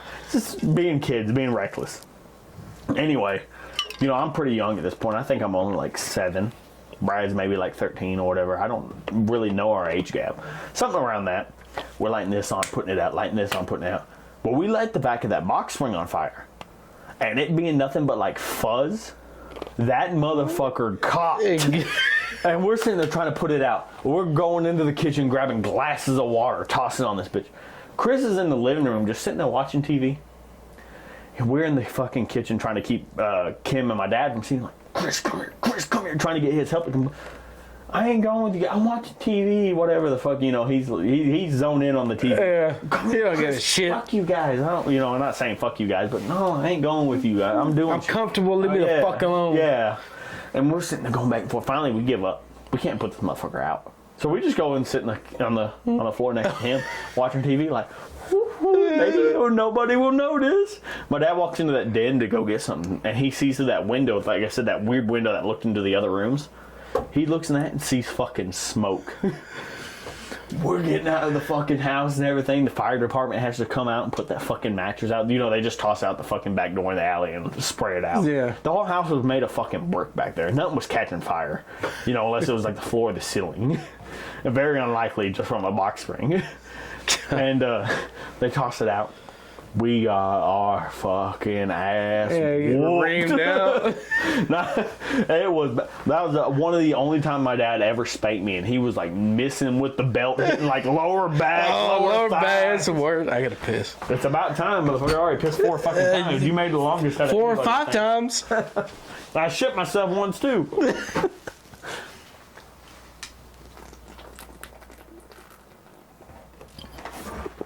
Oh, fucking hell. Like I said, that was about one of the only times I can actually remember getting swatted from my dad. And I fucking deserved it. The bad part was, after that, my dad and Kim broke up shortly after that. And it wasn't because of that, but, being the kids we were, me and Brad thought they broke up because of us. We felt so bad about it for the longest time. You know what? Actually, fuck these. Hey, I'm going to make us a mixed drink. You gonna do what? I'm going to make us a mixed drink. Alright, give it to me. You're going to love this one. You can have sodas, right? Yep. They're supposed to, but fuck it. You can, right? Like, I ain't going to kill you. Oh, no, you're good. Okay. Just making sure I ain't going to kill you with the diabetes. You got a call from the ice mom.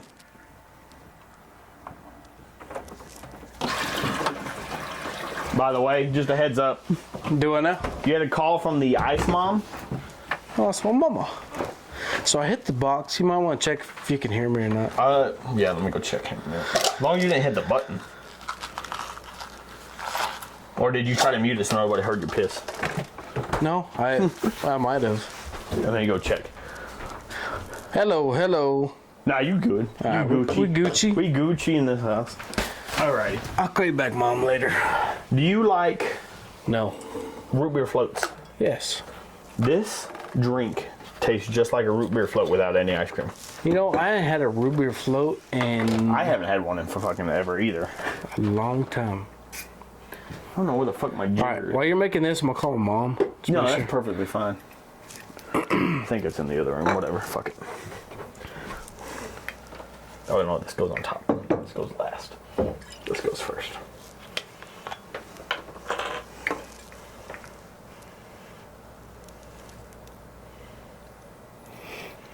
I say She's probably calling like, hey, are you at the house? Nope.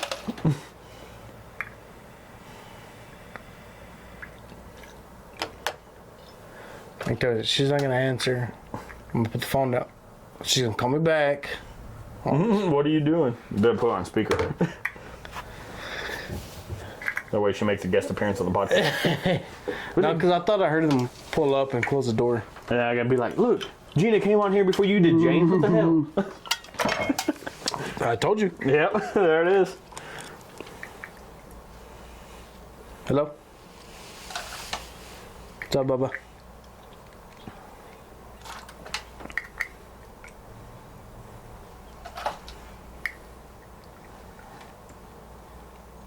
You're inviting yourself to Bumpy's house. Can you what? You're not inviting yourself over? What the fuck did it? There it is.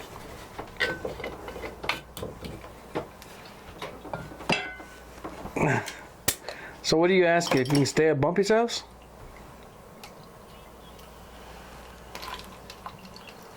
You're not inviting yourself to stay at Bumpy's house.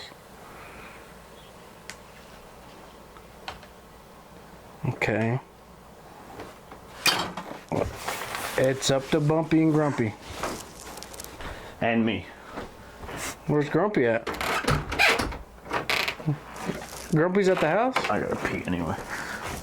Okay, well, I mean, it's up to Bumpy.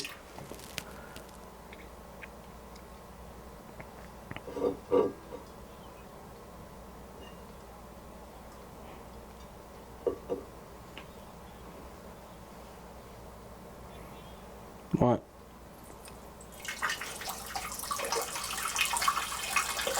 Bumpy doesn't need to buy you anything.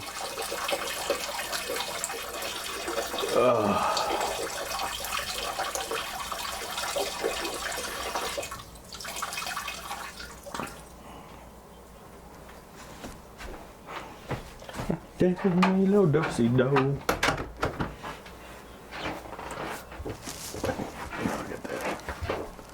I'm not home, Bubba. I'm in the middle of a podcast. Yeah. All right. I love you too, Bubba. Bye. Is that Chase? No, it's fucking my son. Oh. He said, I'm not.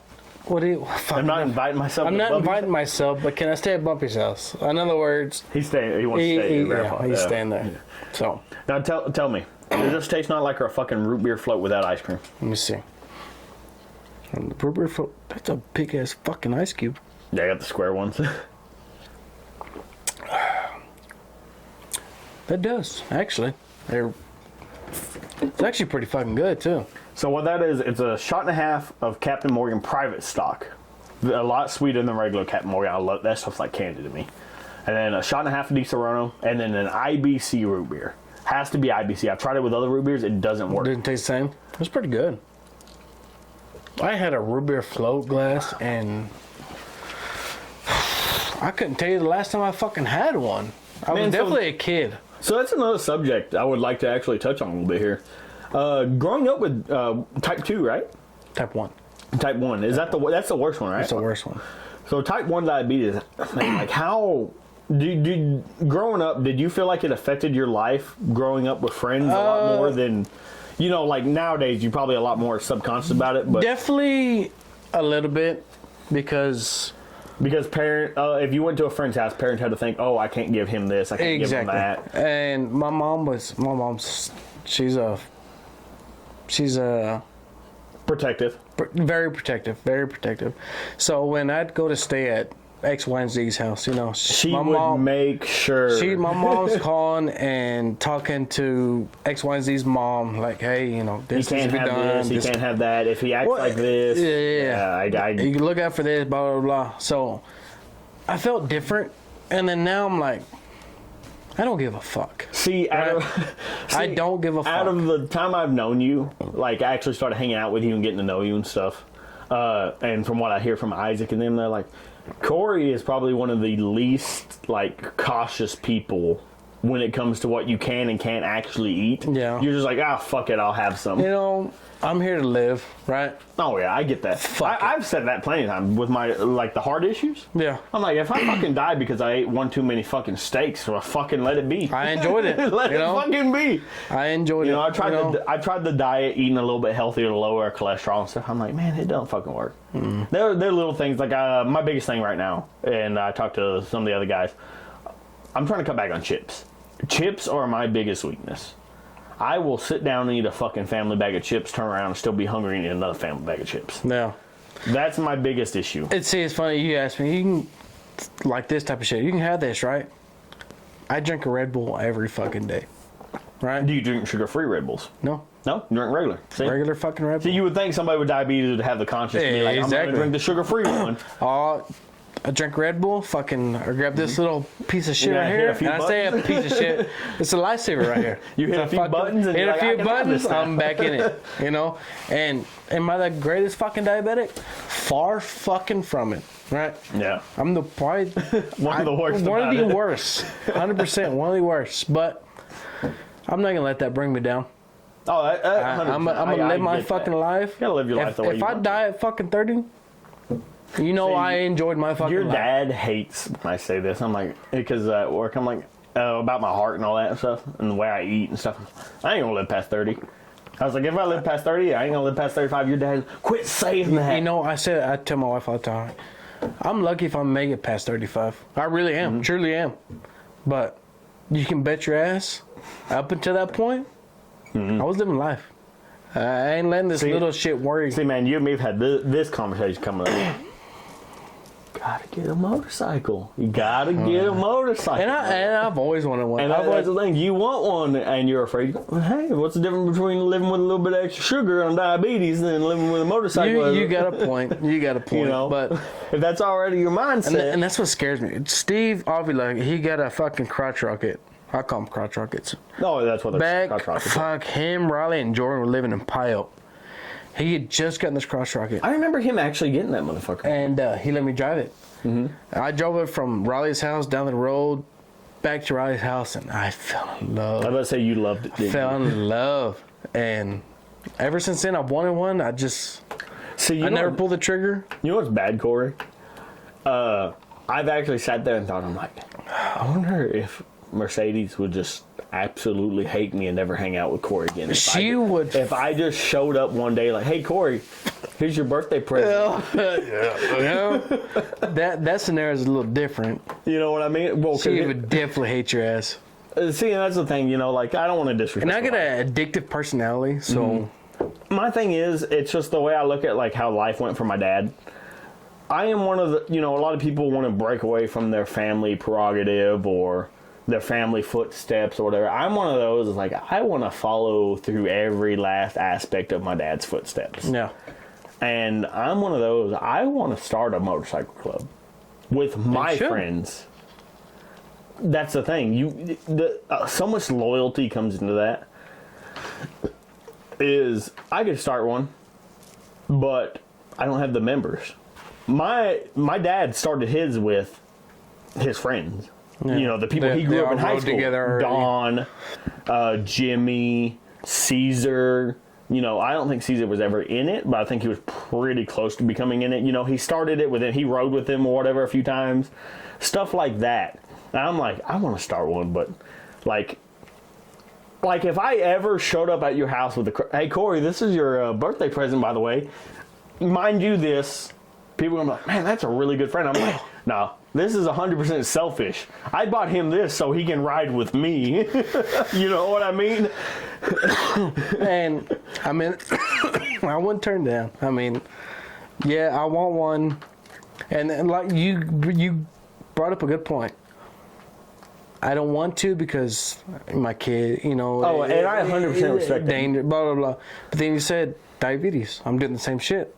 What's if you're treating this the way you say you are, it's the same. What's the difference? You know? Yeah. You know what I mean? Like I said, I will never, like, I get people's aspect on bikes. Like, that is very, don't get me wrong, it's 100% dangerous around here. Yeah. I 100% well, like agree. I said, the fucking if I lived in fucking, like, Alpine, low traffic, beautiful scenes, I'm like, I would ride that motherfucker every goddamn day. Yeah. And I get the aspects of it, but you know, would I ride well, actually, I'd probably rather ride a motorcycle in, like, fucking Houston than I would a car because it's easier to get fuck around. I can swerve around people easier and shit. Easier to maneuver, you know. But as far as this area where it's nothing but big truck, I get the hesitation. I get the aspect of, like, this is dangerous. But my thing is, if you're only gonna ride this area, Odessa here, Odessa, around here, Odessa here, around Midland, I get the hesitation. Fuck that. But here's the thing with me. If I'm getting a bike and I'm gonna ride with friends... You wanna go. Hey, we'll take 115 to Pio. We'll hit the interstate to Monahans. Then from Monahans, we'll hit Grand Falls. The second you get past Monahans, the traffic's dead. The second you hit Grand Falls, it's done. You're back in normal everyday traffic. Grand Falls. That's what I'm saying. The second you hit Grand Falls to Fort Stockton, everyday, everything. Yeah. You know, curves here and there, but that's it. Well, I'm saying traffic-wise. No, there's no oil field past Grand Falls. Yeah. You know, there's a little bit of a big truck here or there, but they're cutting over to Cayanosa. And once you hit Fort Stockton, it's done. No. And that's where I want to go riding. I want to hit my buddies up. Hey, man, it's Wednesday. How about Saturday? We'll leave around here on 11 o'clock. We'll hit Fort Stockton around 12:30.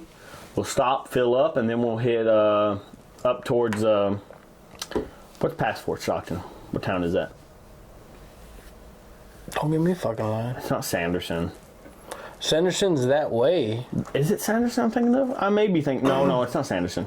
It's when you cut off. You hit Fort Stockton, you hit another small town, and then from that small town you cut over to Alpine. And that's the route I would want to take. Because once you get past Monaghan, you're good past the threat of actual big traffic. And that's how I'd hit my friends. Like, yeah, Saturday we'll hit up. We'll leave around 11.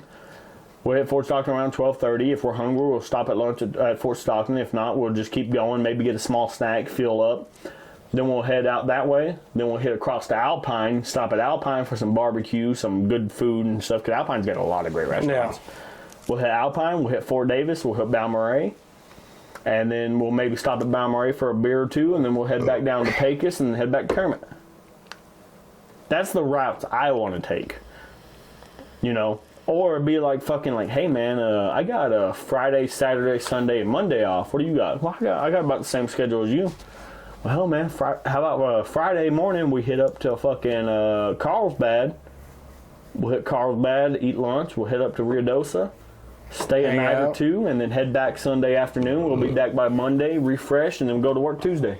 No. You know what I mean? That's what I want. And on top of that, like, whenever I was part of Two Wheel Motion, the bike club my dad had, after he passed away, whenever I was part of it, my biggest thing was, I'm like, hey, next month on the 17th, we'll hit up the Wink Park. We'll have a big barbecue. I'll bring this, you bring that. People bring whatever sides they want. We'll all pitch in together for the meat.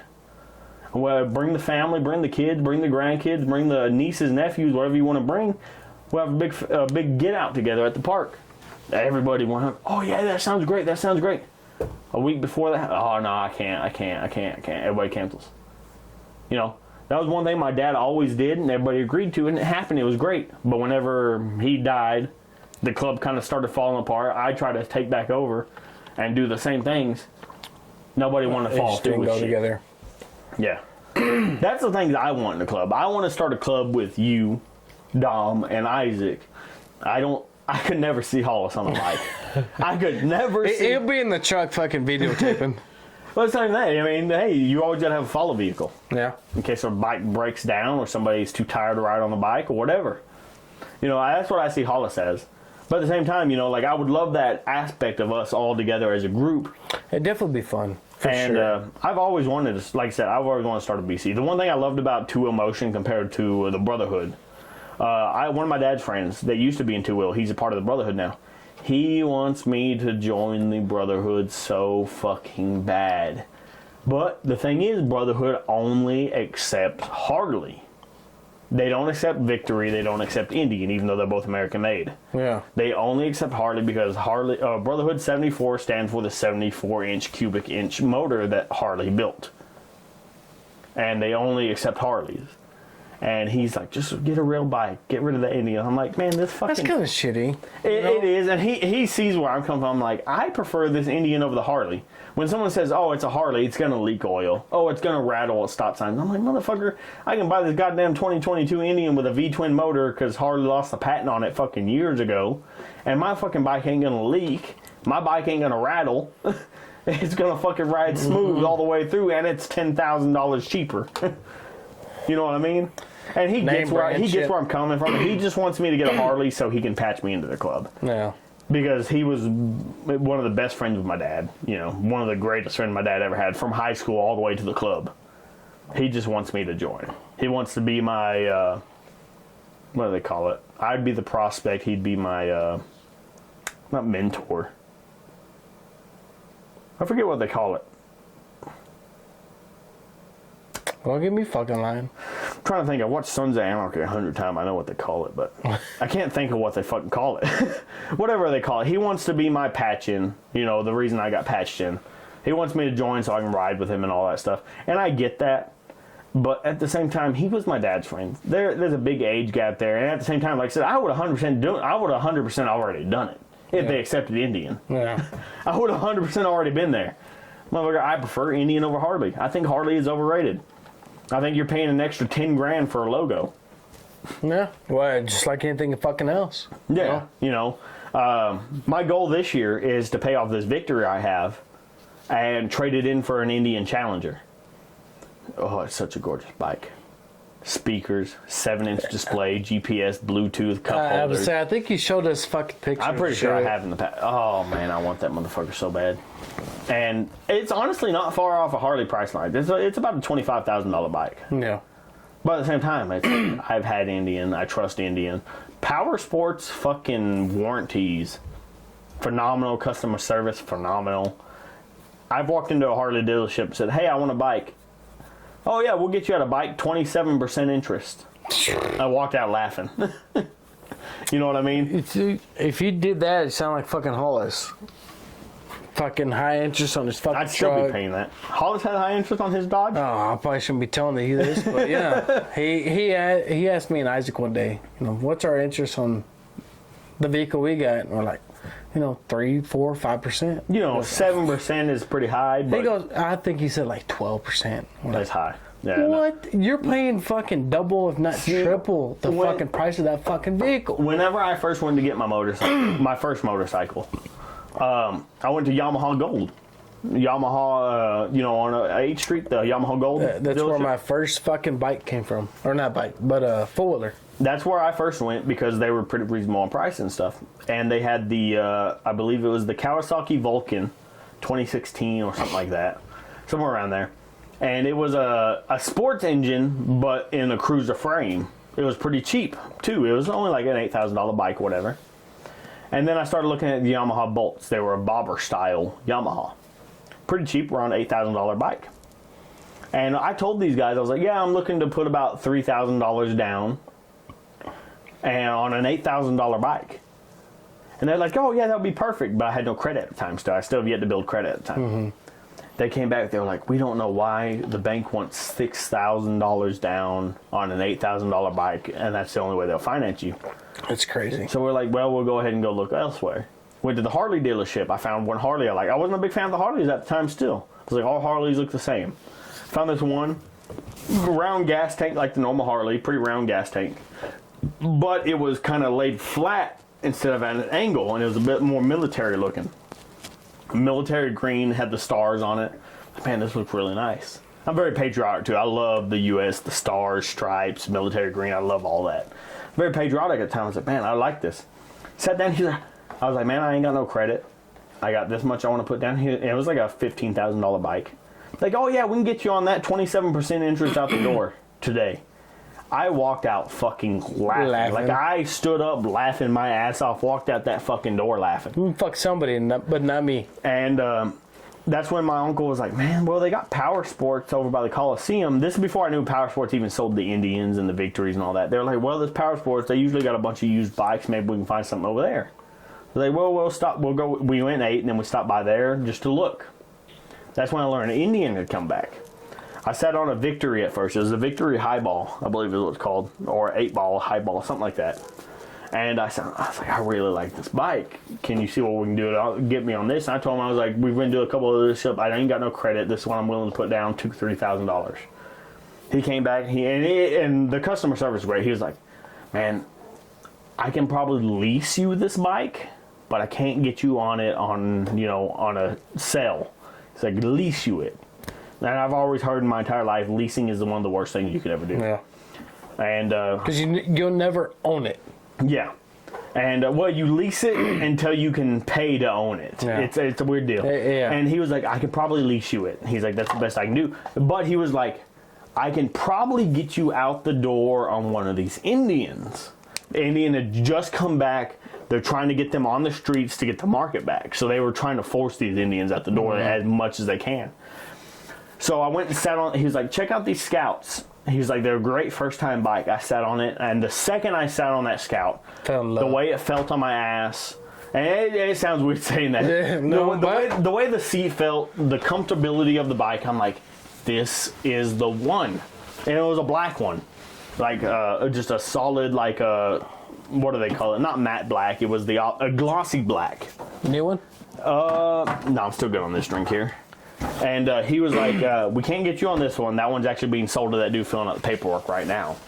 He was like, but we have this one that's really beautiful. It's a smoke silver. It's at the air show being shown off right now. I was like, and he came back. He's like, man, we can't sell it to you. But after I sat on, he was like, we can't lease it or finance it to you. And he sat down. He's like, we can't finance it to you. But it's not in the work without no credit. And at the time, I had a CD account with $14,000+ in it.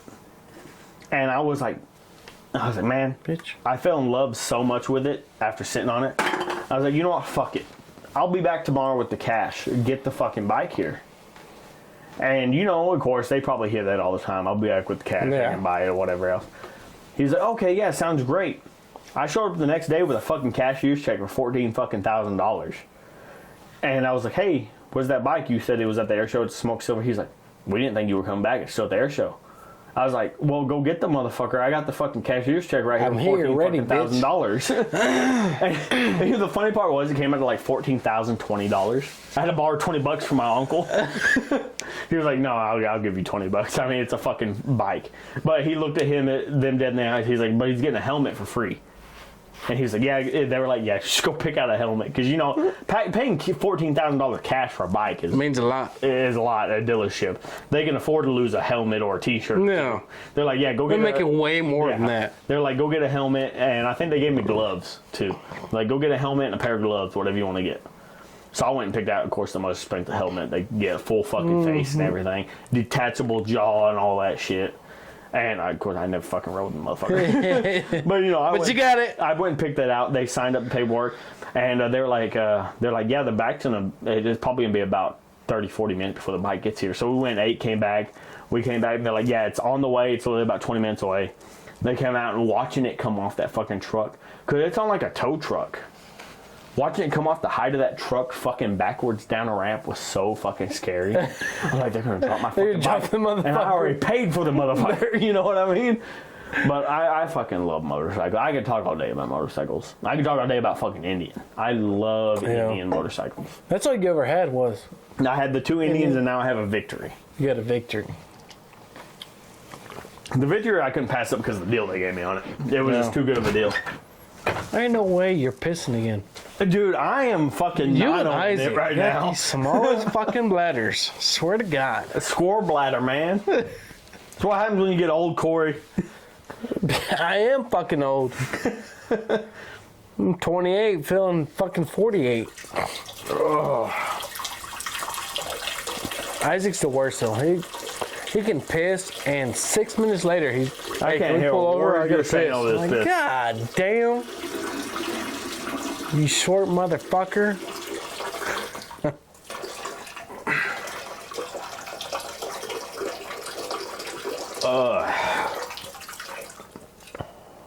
But no, I would honestly, out of our friend group, I can never see Waylon on a bike. I don't see Waylon on a bike. I just can't. I don't see Hollis on a bike. Hollis I can see on a bike because he bought it out of a whim. Like, he just got a hair up his ass one day and went and bought one. And he's talked about bikes, and it's got to be a Harley Davidson. See, and I see Hollis. Hollis would be one of those diehard. It's a Harley. It's American made. It's the best bike. I can honestly 100% see that. Isaac, I can see. Honestly, Isaac, I can see on a bike 100%. Do you? I can see him getting one. I can't see it right now. I can't see it right now. I can see it 5 years down the road once all the kids are up in age talking. No. I can see Isaac, midlife crisis, Isaac getting a bike. I don't see Isaac because of his height. You saying he can't reach the ground? Yeah, he can't reach the ground. No, I can see with the bike, surprisingly, is Dom. Dom, I could 100% see Dom with one. I can see Dom with one because, you know, Caesar had the history of riding bikes. Yeah. I can see Dom. Dom's the same way. I feel like Dom has those random spurts in his life where he gets a hair up his ass about something and he's going to do it. And I can 100% see Dom getting a hair up his ass like, I want a bike, and then gets a bike. Isaac, I can see 100% midlife crisis. Isaac, like, I want a motorcycle. We had to give him the fucking one with the trike. I don't know. I don't see Isaac on the trike. I see Isaac is just because again, Isaac is 100% honestly the crotch rocket to me. Isaac, really? Yes. I don't see that. He needs a trike just so he doesn't lay it over. See, and I don't see you as the crotch rocket guy. Really? I see you as the, and this is my 100% opinion, I see you as the dude that owned a crotch rocket for the longest time, or, you know, a couple of years or whatever, and you swore crotch rockets were the best bike, and then one day one of us said, you were like, hey man, take my cruiser down the road, and the second you sat on the motherfucker, I'm done with crotch rockets. And see, I've never rode a cruiser. A cruiser. I've only drove a fucking crotch rocket. See, I think you're one of the guys who you think in your mind, you're like, I can only see myself on a crotch rocket. Yeah. The badass speed demon of the world. But the second you sat on a cruiser, especially something like the Scout, the Indian Scout was as fast as a crotch rocket, but rode like a cruiser. Yeah. And turned like a crotch rocket, but sat like a cruiser. Like I said, that's all I've ever rode, so that's and all I can know. See you the second you got, because you're in my eyes, you're a guy of comfort. You really are. Yeah. You like to be comfortable. Mm-hmm. Cruisers are way more comfortable than crotch rockets, and I can see 100% you just lean back on a cruiser like this is just the cruising. Life. And that's me nowadays. Before I used to be done about speed. That's why I love the Scout. That's why I love the Indian Dark Horse I had. It wasn't about speed, but it was very open, comfort, whatever I needed. The Victory I have now, same thing. It's a lot. That Victory I have now is a lot of fucking torque and a lot of fucking power. Yeah. It's a muscle bike. The Victory is actually considered a muscle bike for Victory. You know the Harley V-Rod? Mm-hmm. Well, no, but you know, you've heard of the Harley V-Rod. Yeah. The V-Rod is the muscle bike of Harley. Victory Hammer S is the muscle bike of Victory. And nowadays, I'm like, I want the Indian Challenger. I want my speakers. I want my 7-inch display. I want my cup holder. I want my windshield. I want my saddlebags. I want to be so just fucking relaxed. Cruising. Yes. The main thing is speaker. I love listening to music when I drive. So I want my music. That's where, yeah. And that's where it'd get me. See, and that's where I would, because you can't, there's no headphone in the world that will stay in your ear while you ride. There's none. I've tried 100 different ones. Imagine. Nothing stays in your ear while you're riding at highway speed. Now, there are helmets that have speakers built into them that work, but I'm not a helmet guy. Yeah, fuck helmets. I've tried full face helmets. I can't do them. I've tried the bucket style. They pull my head back and hurt my head while I ride. Can't do them. The day I rode without a helmet was the day I quit using helmets. And you remember me in high school. I remember that fucking speech I gave Miss Carmen's. When she was like, if you could write a letter to the governor of Texas, what would it say? Remember? No. You don't remember that? You had to finish reading it for me. It was Miss Carmen's class. She asked us to write a letter to the governor of Texas and what we'd say. Uh-huh. And my entire speech was about how Texas needs a helmet law to where you have to ride a motorcycle with a helmet. And I got about a quarter way through the speech before I started crying because the whole speech was about how my dad passed because he didn't wear a helmet. Oh, okay. And I had to go to the restroom, and I told Miss Carmen, I can't finish the speech. And then you came up and finished reading the rest of it. Okay. Nowadays, I'm like, I can't ride with a helmet. I can't do it. I understand why my dad rode without a helmet. And at the same time, 70-mile-an-hour wreck, a helmet ain't protecting nothing. No, it don't make a fuck. Just like a seatbelt. I don't give a fuck. I get low speed. No, seatbelt's a different story. After the wrecks we've seen out in the state, well, see, where somebody wore a seatbelt and survived a 75-mile-an-hour wreck, where somebody didn't wear a seatbelt and they didn't survive. I don't see it. Seatbelt, a little strap, you know. But like you said, you've seen it. I haven't. The difference is the big thing with me. If you're head on, a seatbelt's not going to protect really anything. I get that. But if your vehicle starts rolling, So, okay. that's where Yeah. seatbelts help because you're not getting thrown. You're not getting out. thrown around. If you get thrown out of a vehicle, you're dead. And see, when I see a wreck, I'm thinking of fucking head thinking on head with a on, fucking sand T-bone, hauler. whatever it is. You're done. But I've seen a lot of people where they rolled their vehicle fucking, 50 yards out into the pasture. and Then they're I can alive. understand. Then, okay, so That's yeah. where seatbelts have come into my mind. Seatbelts do save lives. Yeah. And don't get me wrong, helmets save lives. I've seen pictures of people who had a helmet on, and that motherfucker scraped Just down, fucking straight to the Sanded last down, bit. in other words. Yeah, sanded down to the last bitch of that, and it saved his life. Then, yeah. And I've seen where, I hit a vehicle at 35 miles an hour, I bounced over the vehicle, I bounced, my head was fine. And I was alive. But at the same time, around here, we're nothing but highways. Mm-hmm. That's my thing, is if I crash at 70 miles an hour, a helmet's not saving shit. Good luck. At that point, good luck. No helmet, no bodysuit, nothing is saving nothing if I crash into a truck. Just at scrape 75 on the miles. fucking. Ugh. That's my thing. And it's an argument, It really is an argument. It is. But you got your. But at the same time, if I die riding a motorcycle, guess what? I was fucking happy going out. You're dying happy. I'm happy going out. You know what I mean? And there is aspects to it. I've always told myself, I'm like, I can have a motorcycle every day and ride that motherfucker every goddamn day. The second I have a fucking kid, my mindset will probably change. No. Because I lost my dad to a motorcycle wreck. No. But here's the thing. My mindset would change from ages 1 to 10. Past 10, that kid should have enough understanding if I died tomorrow, he's going to be all right. If I set that kid up right. Yeah. Wow. It's hard to say. It's hard to say, but, that's my mindset of it. Actually, earlier we were talking about shit. You're one of the few people I remember from my dad's funeral. Being there. Good?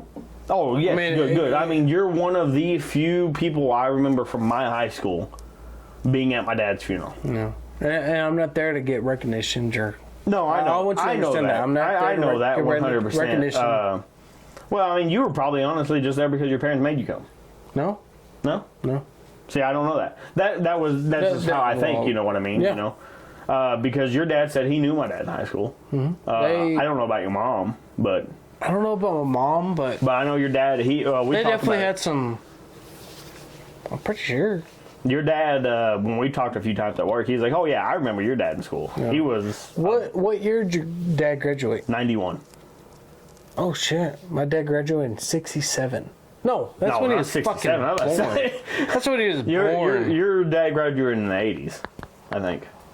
See, I don't know when he graduated. My dad was born. Your dad was born in 67. Your dad That's was what I'm thinking of. a few years ahead of my dad. Yeah. But even he's told me, he was like, "Oh, your dad was a big motherfucker." You hear about Martin Glass? He was a big motherfucker. Big motherfucker. Yeah, big motherfucker. That's all you heard. The two most common phrases I heard about my dad: a big motherfucker, but he'd give the shirt off his back. Yeah. Those are the two most common things I've ever heard. But no, my parents didn't make me go. Nothing like that. But I just remember y'all being there. My dad's funeral was honestly, a lot of it was a big blur for me. Which is, and I mean, it's understandable at that age. A lot of it was a huge blur for me. I just remember a shit ton of people. It was at the hospital next to the church. The biggest part I remember was my ex at the time from Monahans. She was there with me, right next to me, but then my grandmother, then my uncle, my aunt. Whatever next. And then like a row behind me was all of y'all. Or like a row or two, something behind me. And then they did the exit thing, y'all all came up, and I remember you specifically, giving me a hug, saying, I'm sorry and all that. Your parents and all that, shake my hand and all that. I remember y'all specifically. I don't know what it is about that day. I don't remember Pondo. I don't remember Isaac. I don't remember any of them. I remember you specifically being there. Yeah. And I'm not saying they weren't there. I just, for some reason, specifically remember you. Hey, something that stick out. It was something that sticked out to me because at that time, I didn't know you at all. Yeah, really. We went to school. We weren't friends. We weren't enemies, but we weren't friends. We were just somebody in each other's life. Yeah. But at the same, that one of those moments that really stuck out to me, and I don't know why. Good. I couldn't say why. I couldn't tell you why, but good. You know what I mean? But yeah, no, I remember that. Hey, here we are. Here we are now, Look at fucking, us. goddamn, almost 12 years fucking later. Sitting in the same fucking room drinking together. Yeah. As good as friends can be. True. Very fucking true. That day you and Isaac showed up at the fucking camper. Oh, dude, I won't forget that. That fucking day. You were streaming, I'm pretty sure. I think I was streaming. You were I think I was streaming Raid Shadow Legends. Just playing and drinking, having a good old time. And you said, And Noah had messaged me first. and that was wild. And then y'all started messaging me on Snapchat. And then y'all just showed up. And honestly, that was one of my favorite days ever. We got fucking hammered. Hammered. I'm not gonna lie. I've told my friends this. I think I told Isaac this. Some of my coworkers. One of my coworkers, he got fired, then came back after like a year later. And I was telling him, I was like, oh yeah, you know, I bought like a 9mm Beretta and all this, about that. And he's like, I thought you didn't want to own guns because you were afraid you were going to blow your brains out one day. I was like, that was the past, man. I was like, I made a lot of changes since that 1 year. Y'all becoming my friends is one of the biggest changes in my life that I absolutely fucking love. That is good to hear. I mean, I kid you not. Like, y'all, every weekend I'm like, oh, we're drinking this weekend. Yeah, what we're we hanging doing? out this weekend, you know. It makes my week when I know there's plans for the weekend. I know we're hanging out. Whether it's just one or two of us, 3 or 4 of us, or the whole fucking gang. No. I absolutely love it. Glass, we enjoy your presence so fucking. And there's been times, I ain't gonna lie to you. For instance, I got a UFC fight, right? Mm-hmm. And the whole gang's invited, right? And I remember me and you texting, like, hey, let me know when everybody's going over. Yeah. And I get outside, I start cooking, and you drive by on your bike. I'm like, motherfucker, I forgot to glass. Mm-hmm. I felt shitty. Well, I remember you telling me about it, and it was going to start about this time, so I drove by. You drove by, and it was and it was one of those things. I was like, well, I don't think Cory wants me to come over. It was one of those like, I wonder if they started and he just forgot. Yeah, and I swear to God, that's what happened. Yeah, and you drove by, I'm like, motherfucker. Like, I felt shitty. I did. I swear to God, I did. See, and I called you over. And had a good time. There has been times early on, like Isaac told me, he's like, well, I'm going to go to Cory's. I got to make sure it's okay with Cory if you come over. And there's never been a time he's like, no, Cory said you couldn't come over, you know. Yeah. And, you know, that was early on. And I get that because I was out of high school. I was a very shitty person. And there's no denying that the shit I pulled at Aaron's was unacceptable. Yeah. And we all have this talk. Yeah. Me, you, we've all me, had you, this and together. Isaac. Yeah. And like, you know, that shit was very unacceptable. But at the same time, when we talked when we talked about it, you were like, I kind of wish I could have said that. You know what I mean? That shit was unacceptable in terms of it being in Aaron's house. Getting drink all over the floor, that happening. Who it happened to is a different question. Whole different question. But you know, honestly, that day y'all showed up at Noah's and drank with me. That was one of the biggest turning points in my life because that's when it all started. Exactly, that's when it all started. That was like, well, hey, maybe Glass can come around. You know, that's when it all started. Every event now, it's like, oh yeah. I love hanging out with you guys. I get drunker than shit. We love it. Like I said, there are still times where, like I said, for instance, last week, there's still times where I'm like, I'm blackout drunk, I need to go. Yeah. But at the same time, you know, 10 years down the line, there may be points where I'm blackout drunk. These motherfuckers love me. I don't give a fuck. Yeah. You know what I mean? No, 100%. And we're all that way. We're all that way. And that's the thing, you know, my biggest issue is I don't want to upset the wives. Fuck the wives. No. You can ask me, Isaac. I know y'all would say it 100%, but at the same time, the wives are a super important part. I don't want to piss off one of the wives and then be like, oh, who's coming tonight? Well, I invited Glass. Oh, you invited Glass? Yeah. You know what I mean? And that's just from the pure fact, I know how wild I can get. Glass, we can all get that wild. And you're always gonna be more than fucking welcome. See, one of the biggest days was that Hollis's. I think it was Hollis's birthday. I can't remember what the fuck it was. That day I threw the beer pong towards Mercedes and Mariah, and then Mariah like called me out. She's like, "Glass, Mercedes is pregnant. You can't be just doing that." I felt so fucking bad. And you're the only one. Yeah. Well, I felt so bad for like a week and a half straight, and even Isaac was like, he didn't realize it until I think it was me and him talked about it on the podcast or whatever. new one. Yeah, hand me that dose there. And we talked about it on the podcast. It's up top. Yeah. And we talked about it on the podcast, and you know, Mariah didn't even realize it. And because she in her mind, she was joking about it. But in my mind, I'm like, oh, I'm in trouble. Yeah. You know what I mean? Just the way I am. I'm in trouble. I'm in trouble. I upset one of them. I'm never getting invited to a party again. You know what I mean? Perfect. That's so much way flying. But that's just how my mindset goes, because I'm one of those, I have a mindset of a people pleaser. I want to make everybody happy. I want everybody to be happy. I don't want to upset anybody. I used to be there, and I still am. Don't get me wrong. Oh, but I'm 100%, don't get me wrong. There's times where I don't give a fuck. fuck everybody else. But they don't like me, fuck them. when it comes to certain groups, I do care. When it comes to the wives, I don't want any of the wives to be like, where you going tonight? Well, I'm hanging out at Glass's house. Ooh, I don't know about that. Yeah. Vegas mom going to end this bitch. Let's end it. Get a Vegas bomb. End on a good one. And this bitch, this has been a very good one, Cory. I'm telling you, we're at like the 3-hour mark right now. I'm surprised we made this fucking long. And the bad part is, we're about to go for probably another fucking 3 hours. Yeah, Isn't it? yeah.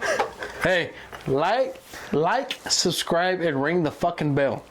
Yes, sir. Hit that notification bell. At the very least, or not at the very least, at the very most, but at the very least, hit the subscribe button.